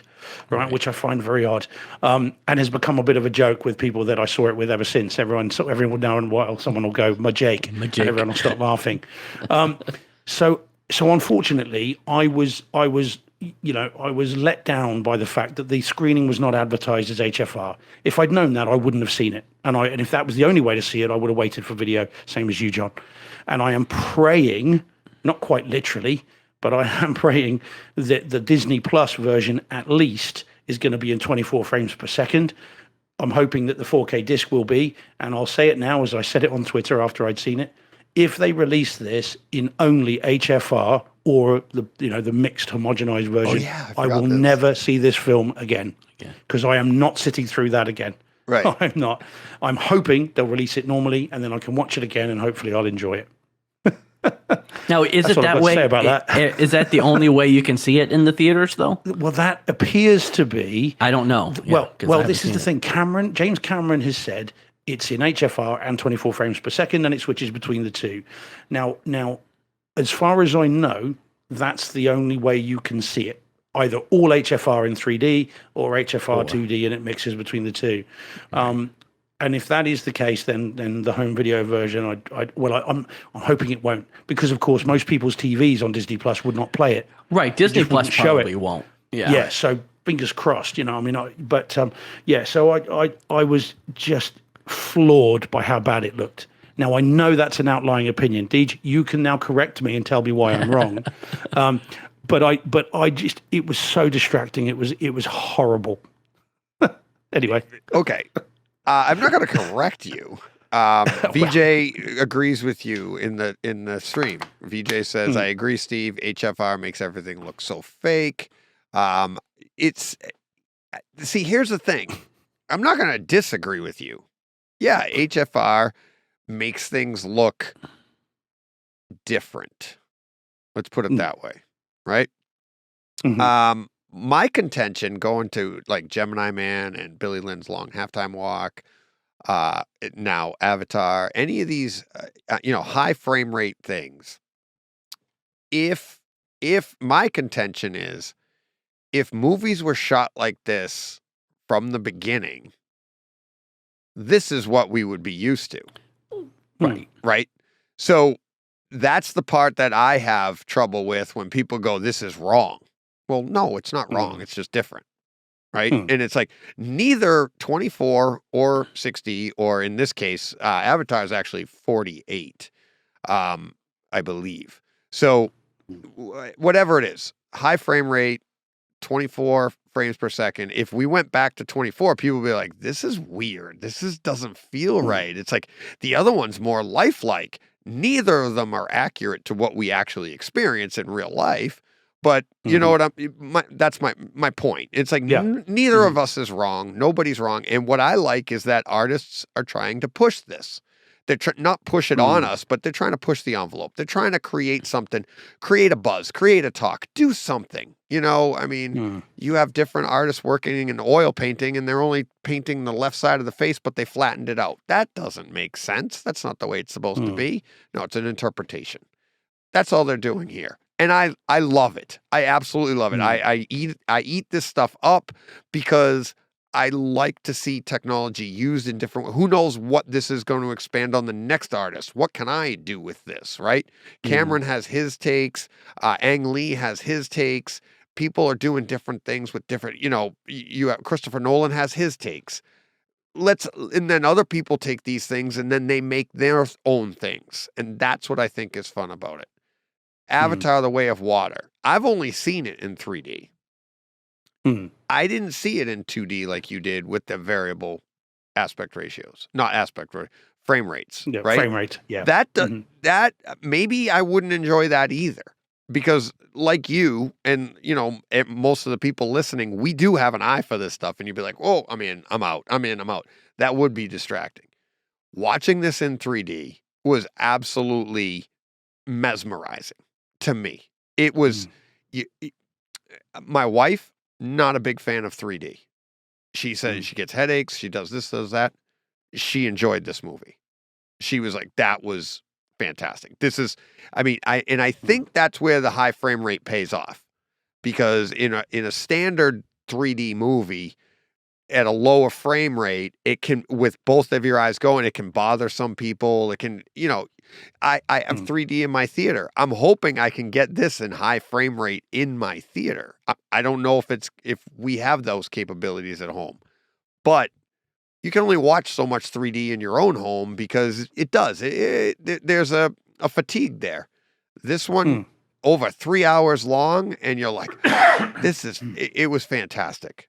The story, much like the first one, there's really not much to really break down here. It's John, if you didn't like the first one, you're not going to like this one.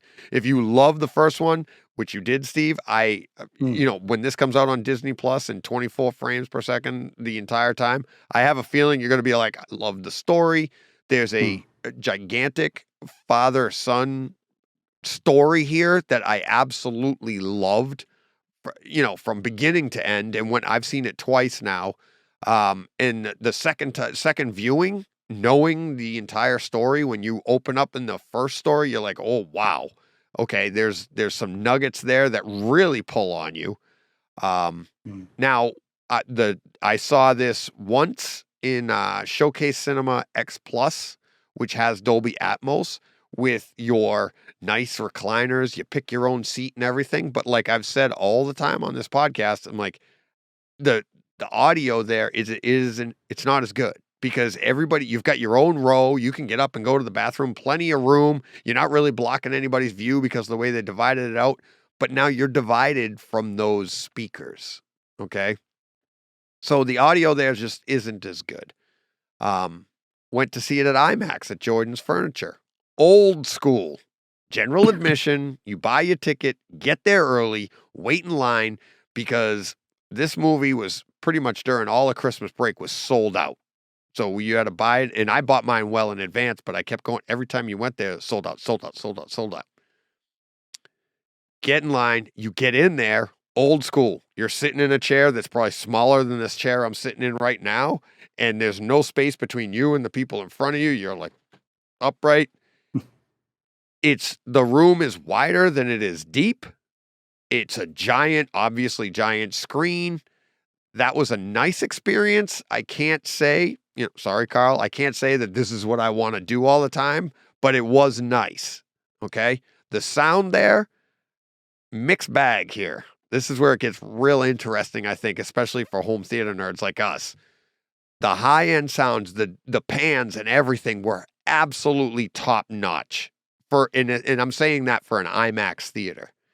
It was fantastic. You could hear everything anytime something went by you. You heard it pan across the back of the room. You heard it pan across the front to rear, left to right, all that fun stuff. Great. The bass, horrible. Absolutely horrible.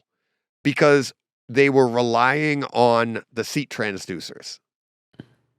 So, Okay. in our theaters, when like a gunshot goes off and you feel it in your chest, you didn't feel anything. All you did was get a in your seat. So like anything, there's a lot of water and crashing waves. A wave crashes. Somebody fires a weapon. Everything's up through your seat. Whereas in our theaters, in a good theater, bass can manipulate you in different ways depending on the bass note.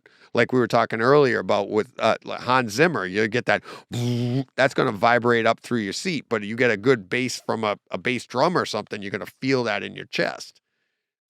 You had none of that. So that was very disappointing. But because they had drowned out what appeared to be everything audibly under 300 hertz, it felt like you were able to hear everything else perfectly clear, so the pans all worked. I can't wait to get this at home in all the different versions and whatever we're capable of having at home. I'm looking forward to just the 4K high frame rate. I think I want that entire thing in high frame rate, like Gemini Man.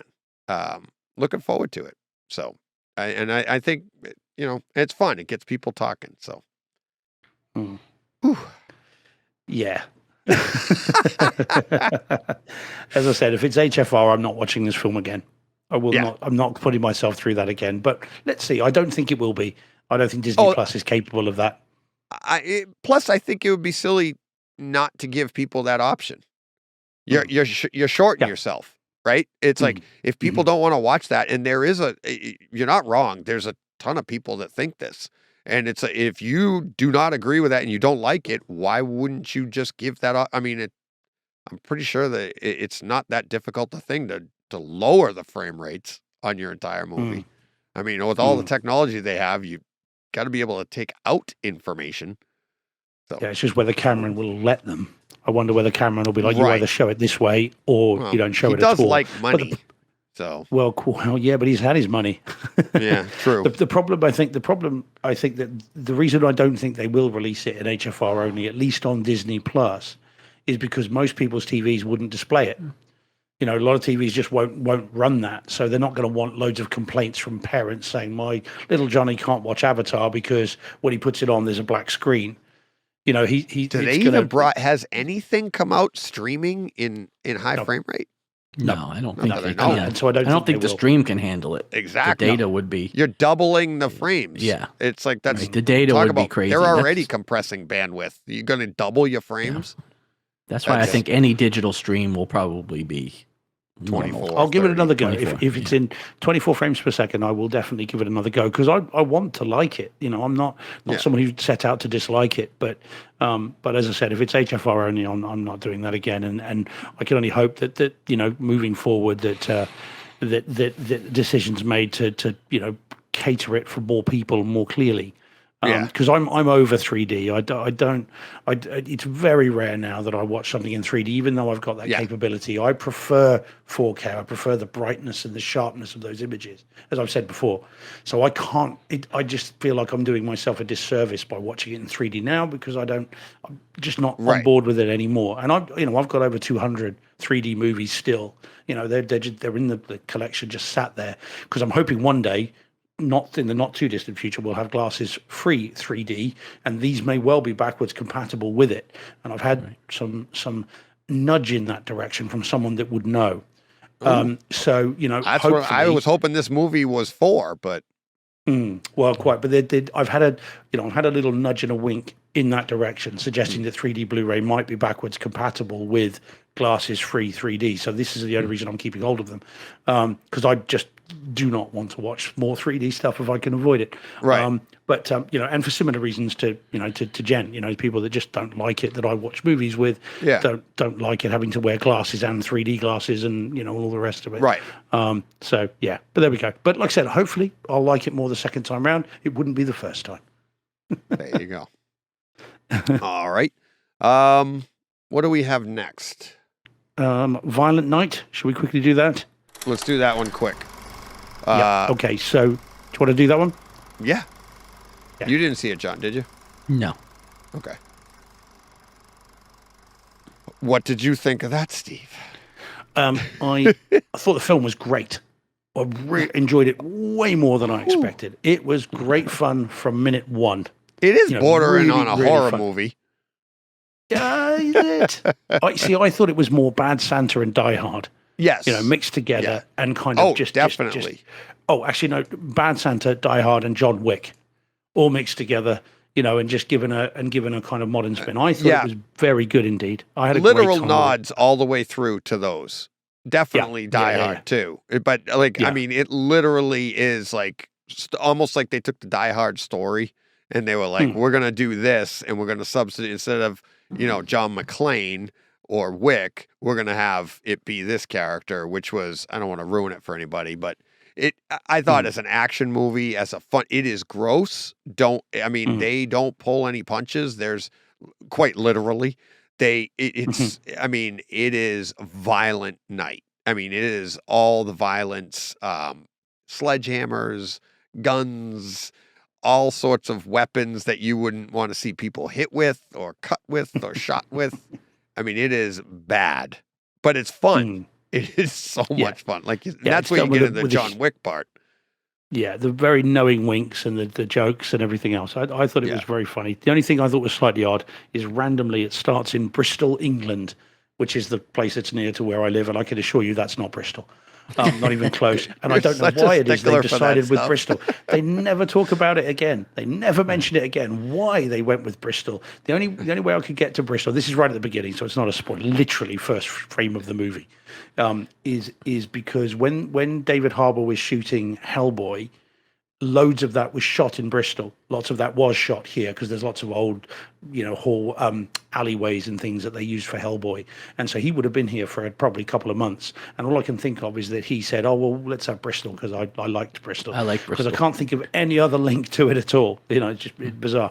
But a good very one. very good. Yeah. So I don't know. That's a complete conjecture on my part. But yeah, I can't really review the home cinema side of it because as I say, I watched it on a screener, so this was not in proper. This was Dolby Surround, but it's upmixed from a pretty poor track. But it was still fascinatingly fun and a great movie, and I can't wait to own it. This will become a yearly holiday film for me all day long. So I'm looking forward to that. And if anyone hasn't seen it, when it comes out in the spring, which will be weird, right? But when it comes out in the spring, then buy several copies as DJ would, and then watch it watch it come December. Perhaps buy it in every format and then don't watch it. Yeah, absolutely. And then wait till for 7 months after next. Yeah, Anybody can just buy one copy and watch it once. Right. It takes something special to buy multiple copies and not see it. And then not watch them. Yeah. Right. So it's great and definitely worth seeing. And I absolutely recommend that. I'm glad you enjoyed it too, Deej, because I wasn't sure if you would.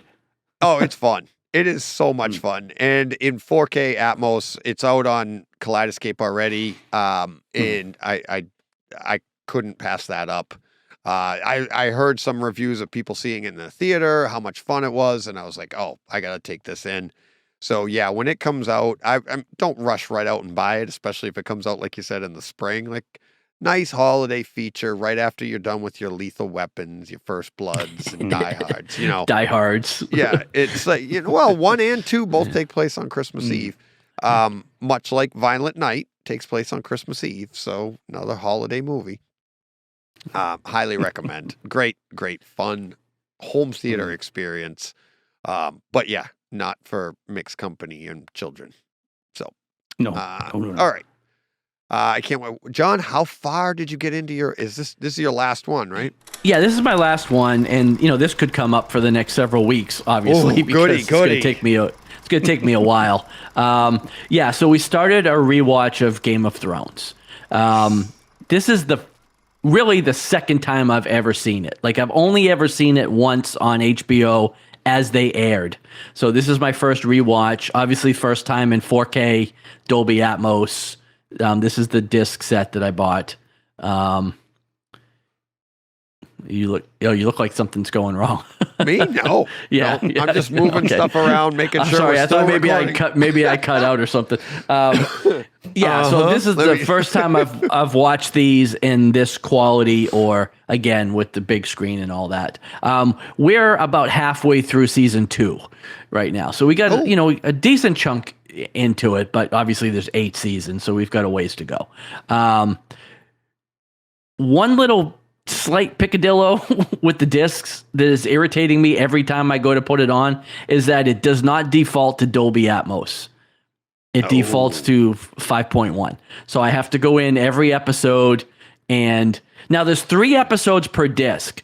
So if I have time where I think I'm going to watch the whole disc, you can just set it and hit play all, and it'll go the way through. But if you don't do that, you have to set it for every episode. I never know if I'm going to get all the way through the whole disc, so I end up not doing it that way. So that's irritating. But other than that, again, these are... Now, I feel like I'm rewatching these for the first time in some cases because I forgot when things happened and how things happened. Like, there's things that are already happened that I didn't think came until like season 6. Right. But the quality is unbelievable. Like, it looks so good. It sounds so good. And yeah, all the issues that you have. Now, again, we haven't even gotten to season 8 yet with the long night and all that stuff. Episode 3. But it's a dark show from start to finish. That's what I was going to say. And so all of the issues that you have streaming or HBO, back then it was just HBO. It wasn't even HBO Max. I was watching it on DirecTV. They're not there. Like, the discs look phenomenal. The detail now, again, the Panasonic UB820 is what I used to watch them with. The tone mapping, I mean, it does a fantastic job with all of this stuff. But yeah, there's no issues with the video quality at all here. Like, I can see everything. I can, all the blacks look like I can distinguish the different blacks and, the armor and the clothes and all that stuff they're wearing. And again, it's like watching it for the first time all over again. Like, it's just having the big screen, having the audio, having the, the quality is, they're great. Like, Yeah. I can't wait to keep going into the later seasons. And I've actually, House of the Dragons will be here tomorrow. My discs, and I will probably go right into that once I'm done with this.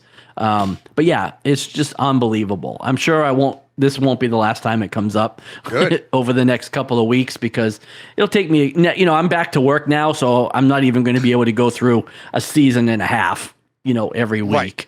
So, it'll take me, a couple of months to go through all of this. But yeah, I'm really looking forward to it. It's one of the ones we wanted to get back to, and just,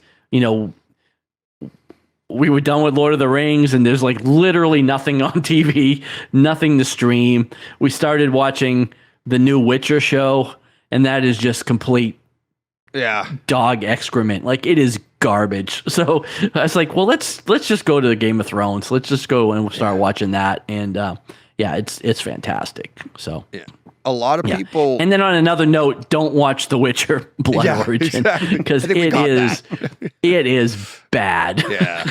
Like, bad.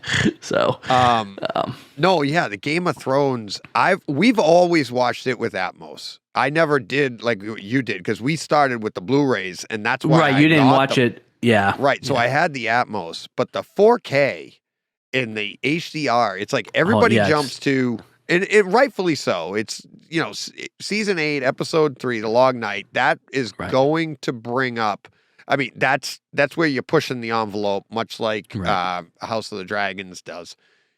Right. I love that. But going back and watching those early, like when they, because it is dark. In episode 1, when, what are the two characters, you're going through it right now, but the two buddies there, the king, and then, he becomes the hand. Oh, Robert and Ned, Yeah. And they go into the caverns there, the catacombs. Yeah, or the whatever. crypts. The crypts. It's dark. They're all dark. And now when you see it in 4K, you're like, holy crap, look how deep it goes into. Before it was all shadow. And I was watching on a Blu-ray. Again, I didn't have my Lumagen at the time either, which that's going to enhance it. But 4K with all of that on a good display, there is so much information there that, like you said, I would say a good 60% you are seeing for the first time. Right. There was so much crushed and missing picture-wise that and what's fun is, like you're saying, John, like you're watching on a 123-inch screen, you're probably like this. Yeah, like, it's amazing because it's so immersive. Like, right now it's all it's all the Jon Snow with the Ygritte, and they're lost in the snow, and it's it's just like everywhere. It's really, really good. So what really pulls out of there too is their pacing of the show and the cinematography, where they'll go from a snow scene and then they'll go to like they'll end up in then you're in King's Landing, or you're in like and you're in your living room going, why am I hot? Why am I hot? Yeah. Well, and like Daenerys, she's like still kind of lost in the desert in Karth and all that stuff. So you go from the snow to the desert to to King's Landing, which is like King's Landing, which is kind of tropical. Yeah, it's a humid heat to a dry. It's a dry heat. It's so. But the point is, like, the temperatures come across, because it's done so well, and it is. It's so much fun. So can't wait to hear more. Yeah. Let me talk about I guess this is my last one, right? Yeah. How to Train Your Dragon. The first one from 2010, which has a nice Game of Thrones tie-in to it, because they came out with How to Train Your Dragon 3. I saw the trailer for that when it was coming out, and I was like, during the trailer, I was like, this looks good. And it's got, what's his name? Plays Jon Snow. Kit Harington. Kit Harington's in it. He's also in 2. I didn't know that, but I'm watching the trailer. This was years ago, watching the trailer for How to Train Your Dragon 3. And at the end, it says, How to Train Your Dragon 3 coming soon. And I was like, there's 2 others? Yeah. I didn't even know there was a 2. I didn't know there was a 2. So I kind of wanted to, get into these. This was the first one that I picked when I said to my wife, I'm like, let's watch some animation. Absolutely. It's my favorite movie of the week. Yeah. Absolutely. Have either of you seen it? I've never seen it. I've always kind of wanted to see it, but I've just never sat down to watch it. I mean, I watch a lot of animation because I do like it. Yeah. But just kind of missed that one somewhere along the way. I've got 1, 2, and 3 in 4K. I had to import them from the States. They weren't out here for a long time. But yeah, no, they're good. They're all good films, and they get progressively more complex animation wise as they go on. Yeah. By the time you get to the third one, it just looks absolutely incredible. So yeah, they're really good, solid films. Yeah, they're good, entertaining movies. Yeah, they are good. I loved the first one. We wanted to get to the second one. I bought it, and it's sitting on the Kaleidescape right now. They're all in 4K, 5.1. I don't know if they advanced to Atmos in the later ones, but it's DTS Master Audio. The story is absolutely fantastic. I absolutely love the story. The message that it's great for kids. It's great for adults. It's just a great story. Home theater wise, I think it's fantastic. The 4K imagery is just beautiful. The sound, there's whooshes. I mean, when he's flying his dragon, not to give anything away, but it's just so good. I can't wait to get to 2 and then eventually 3, and maybe they'll make a 4. Who knows? Now that I'm on board and I'm buying, I'm gonna buy Right, now all that the you've bought them copies. all, you pushed them over the edge. Exactly. But highly recommend it. And if you haven't seen it and you have kids, to me, it's practically a must own, because this is it's such a great family movie. It's such a great message. Awesome. And my favorite home theater experience of the holidays. Awesome. And that includes Violent Night. So I've just been checking all 3 on 4K disc are in DTS-X. Okay. Oh, on disc. Oh, see that? Yeah.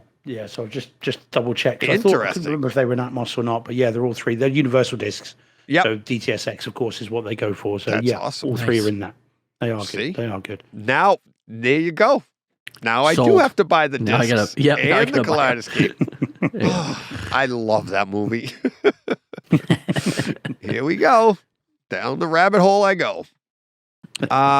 What do you... Oh, you still have 3 left, Steve. Yeah, I'll try and lump these together, guys, because it's 10 to midnight here. Yeah. So I'll try and sort of pop these all together. We'll do them quite quickly. So the first one then is Tropic Thunder in 4K disc. This is a special release, I think, from is it Kino Lorb, or it might be Shout, one of the two.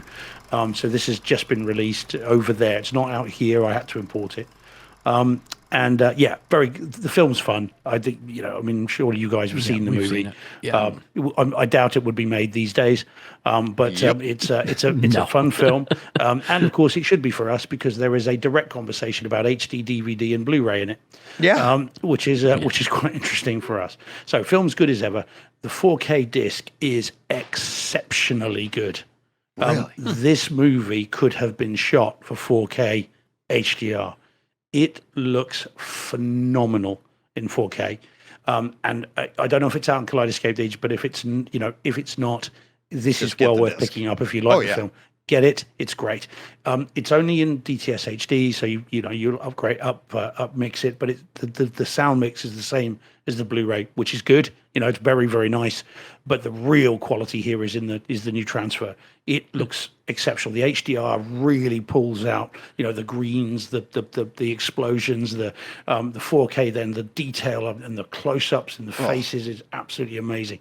So this is a really nice remaster and well worth picking up. So I couldn't recommend that highly enough if you like the movie, and I think most people do. Yeah. So that's that one. So then, right. So the next one is Smile, John. Okay. Now, Smile. yeah. Now I know you didn't like it. No. And I know I said to you, based on that, then I would rent it first. I wouldn't buy it, which makes me feel bad because I bought it. Because I like to be a man of my word, and unfortunately I wasn't. And I brought it as a blind buy, and I thought, well, I'll give it a go. Not a blind buy. You bought it as I got a bad review buy. Yeah, well, blind. Well, You weren't buy for blind. me. Yeah, but Well, it's blind for him because he hasn't Right. seen it. Yeah, so I bought it with a sense of uncertainty and dread. Right. I have to say, I thought it was great. Did you? Yeah, I did. I've heard a lot of really- people liked it. I've heard They other people did. didn't. I've heard a too. lot of people I've heard other liked it. people were Yeah, like, "What the hell?" But yeah, it's a film that it just creeps up or crept up on me anyway. I thought the sound design was really well done. You've got this kind of floating score that moves around the room. You've got a really nice kind of image quality to it. And I thought the story was actually quite unsettling. There's one or two times during this when I wanted to just, spoiler free, there is at some point a character is told to look behind them. And I wanted to grab the camera, grab the frame and turn it round. I really felt that kind of that I need to see what this is. What is it? What is it? I really enjoyed this. It was way better than I had kind of expected it to be. Right. This was really, really good. But equally, I can get how you could watch it and think, what a load of nonsense.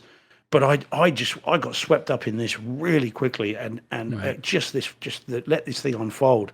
And I thought it was nasty when it needed to be nasty. It was gory when it needed to be gory. Oh, it was that. Generally upsetting. Yeah, and it's unsettling. A couple of times again, I had goosebumps. I was genuinely thinking, what is going to happen? So I really enjoyed it. And but again, it's horror. It's my wheelhouse. It is. Now, and again, I streamed it, so I didn't have the disc. I didn't have that. And I thought it felt, like I said, I thought the beginning of the movie was very unsettling. I just thought it really fell apart, for me. But again, that's me. But it was super creepy. Like it was, and it really was like stressful and tense. But then to me, it just became run of the mill horror. I don't know. Like it fell apart for me. But and I can see that. I completely get that. But I just again, I don't know how good the stream would have been compared to the disc. But the disc is in Atmos and it's 4K HDR. Right. And as I say, that score floats. Moves around the room. It almost has a life of its own. Plus, lots of little sound cues and little movements in the speakers, which just adds to that sense of kind of uncertainty and unease. Which I thought was really effective. It's the sort of film that I'm so glad I saw Steve at home. Loves. I do. Yeah. But He that's does. why I watch does. these certain films.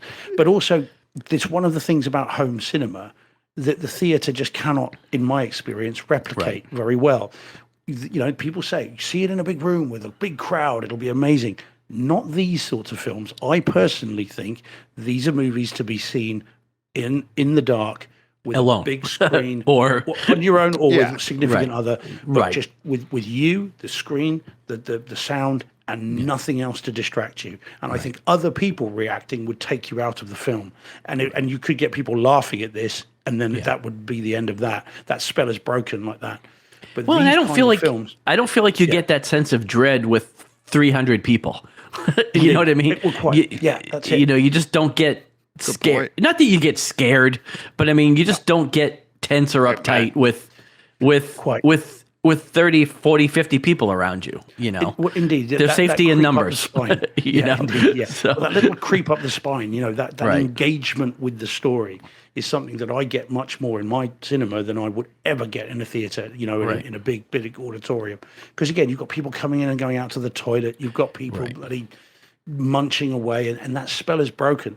But in this environment that I saw it just weaved its spell on me. I thought it was really good. One of the best horror movies of last year for me, just in terms of sheer kind of wasn't expecting it, and just from minute one was like, wow, this is something unusual. But as I said, I completely get that you could watch it and get a completely different experience from a different frame of reference, if you see what I mean. But for horror movies, my wheelhouse, I thought it was great.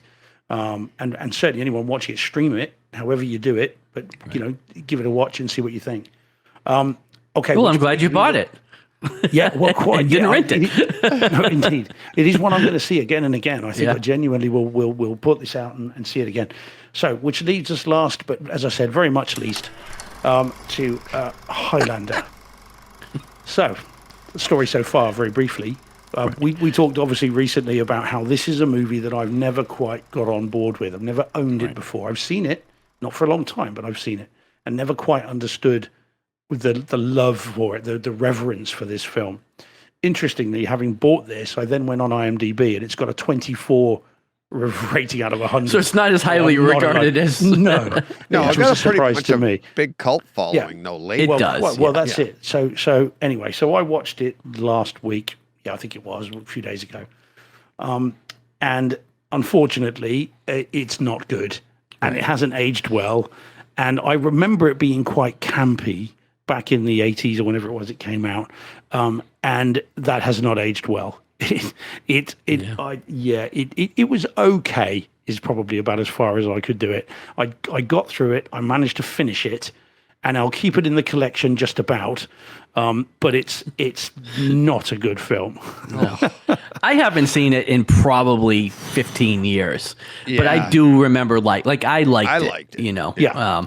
Have you watched it again in that recently, day? Cheech? No. Yeah, No, but in that day and time, I did like it, but I You haven't. know what this seen it. reminds me of, John? What's that? Remember when we did Conan?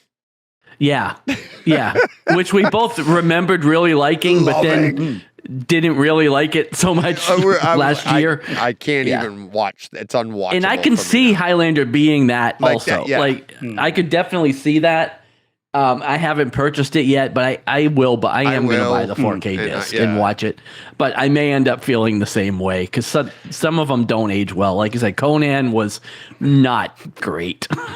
You know, We talked really that not. when we did that on chat. We featured Conan the Barbarian from what was that 70, 80 or something? Like that. 80, 79, 80, 81, 79. It was right. Yeah, it And was. we talked that we couldn't wait to do it. And we were Right. like, oh, when I was a kid, I loved this movie. We watched it on HBO when we were kids. We were like, all Well, the and I way remember up watching into it high and I school. wasn't supposed to watch it because I wasn't. I was only like 10 or 11, And and now, because of the yeah. podcast, we were supposed to watch it, and we were like, "What the hell?" And we just laughed through the entire time, like the two of us talking about it. Like that end scene, the whole part with James Earl Jones and the transformation, which I was like, I could it do a was better bad. transformation from an orange to an apple in my kitchen with an iPhone. I'm like, Right. come on, people. It's like, Yeah, there are a lot of effects issues with this, but including That's what we're picturing, wires. Yeah, there are wires that are still there. You know, the bit towards the end where she's holding onto the sign. You can clearly see two wires holding her to the sign. I mean, and they're not even. We're not talking in a. they didn't even try to hide them. right. But that's not. You know, the whole thing. I mean, the acting is wooden as you like. You know. Yeah. Apparently, according to the IMDb afterwards, because again, I thought I'd look this up. Sean Connery spent 3 months with a language coach learning how to speak with a Spanish accent. Did he hell? Yeah. Did he hell? He didn't learn very well, did he? All I can think of is that she must have been very attractive, and they spent 3 months learning some sort of other language because it wasn't an accent. Yeah.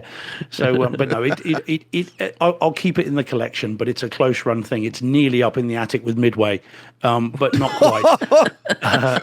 So it's it's just not for me. But you know, there we go.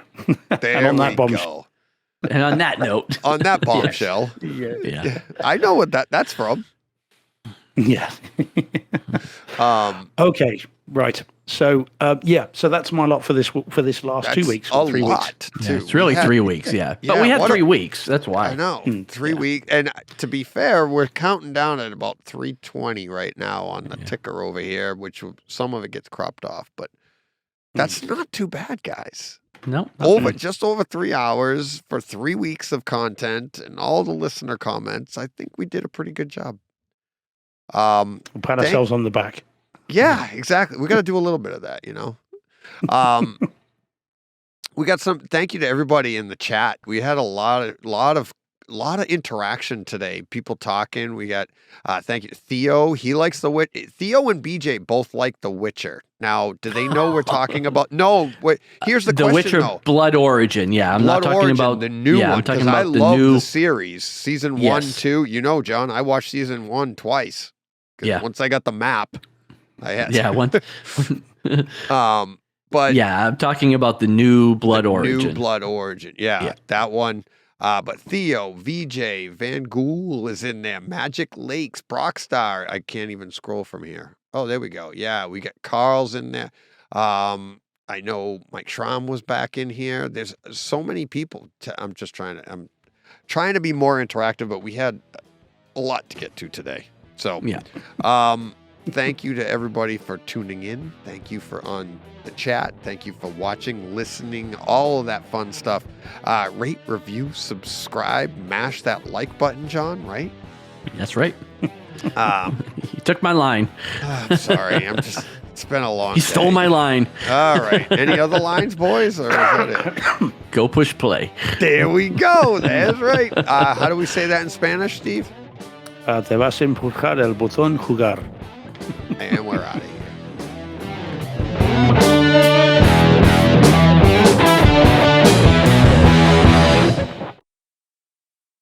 Hey, Fred.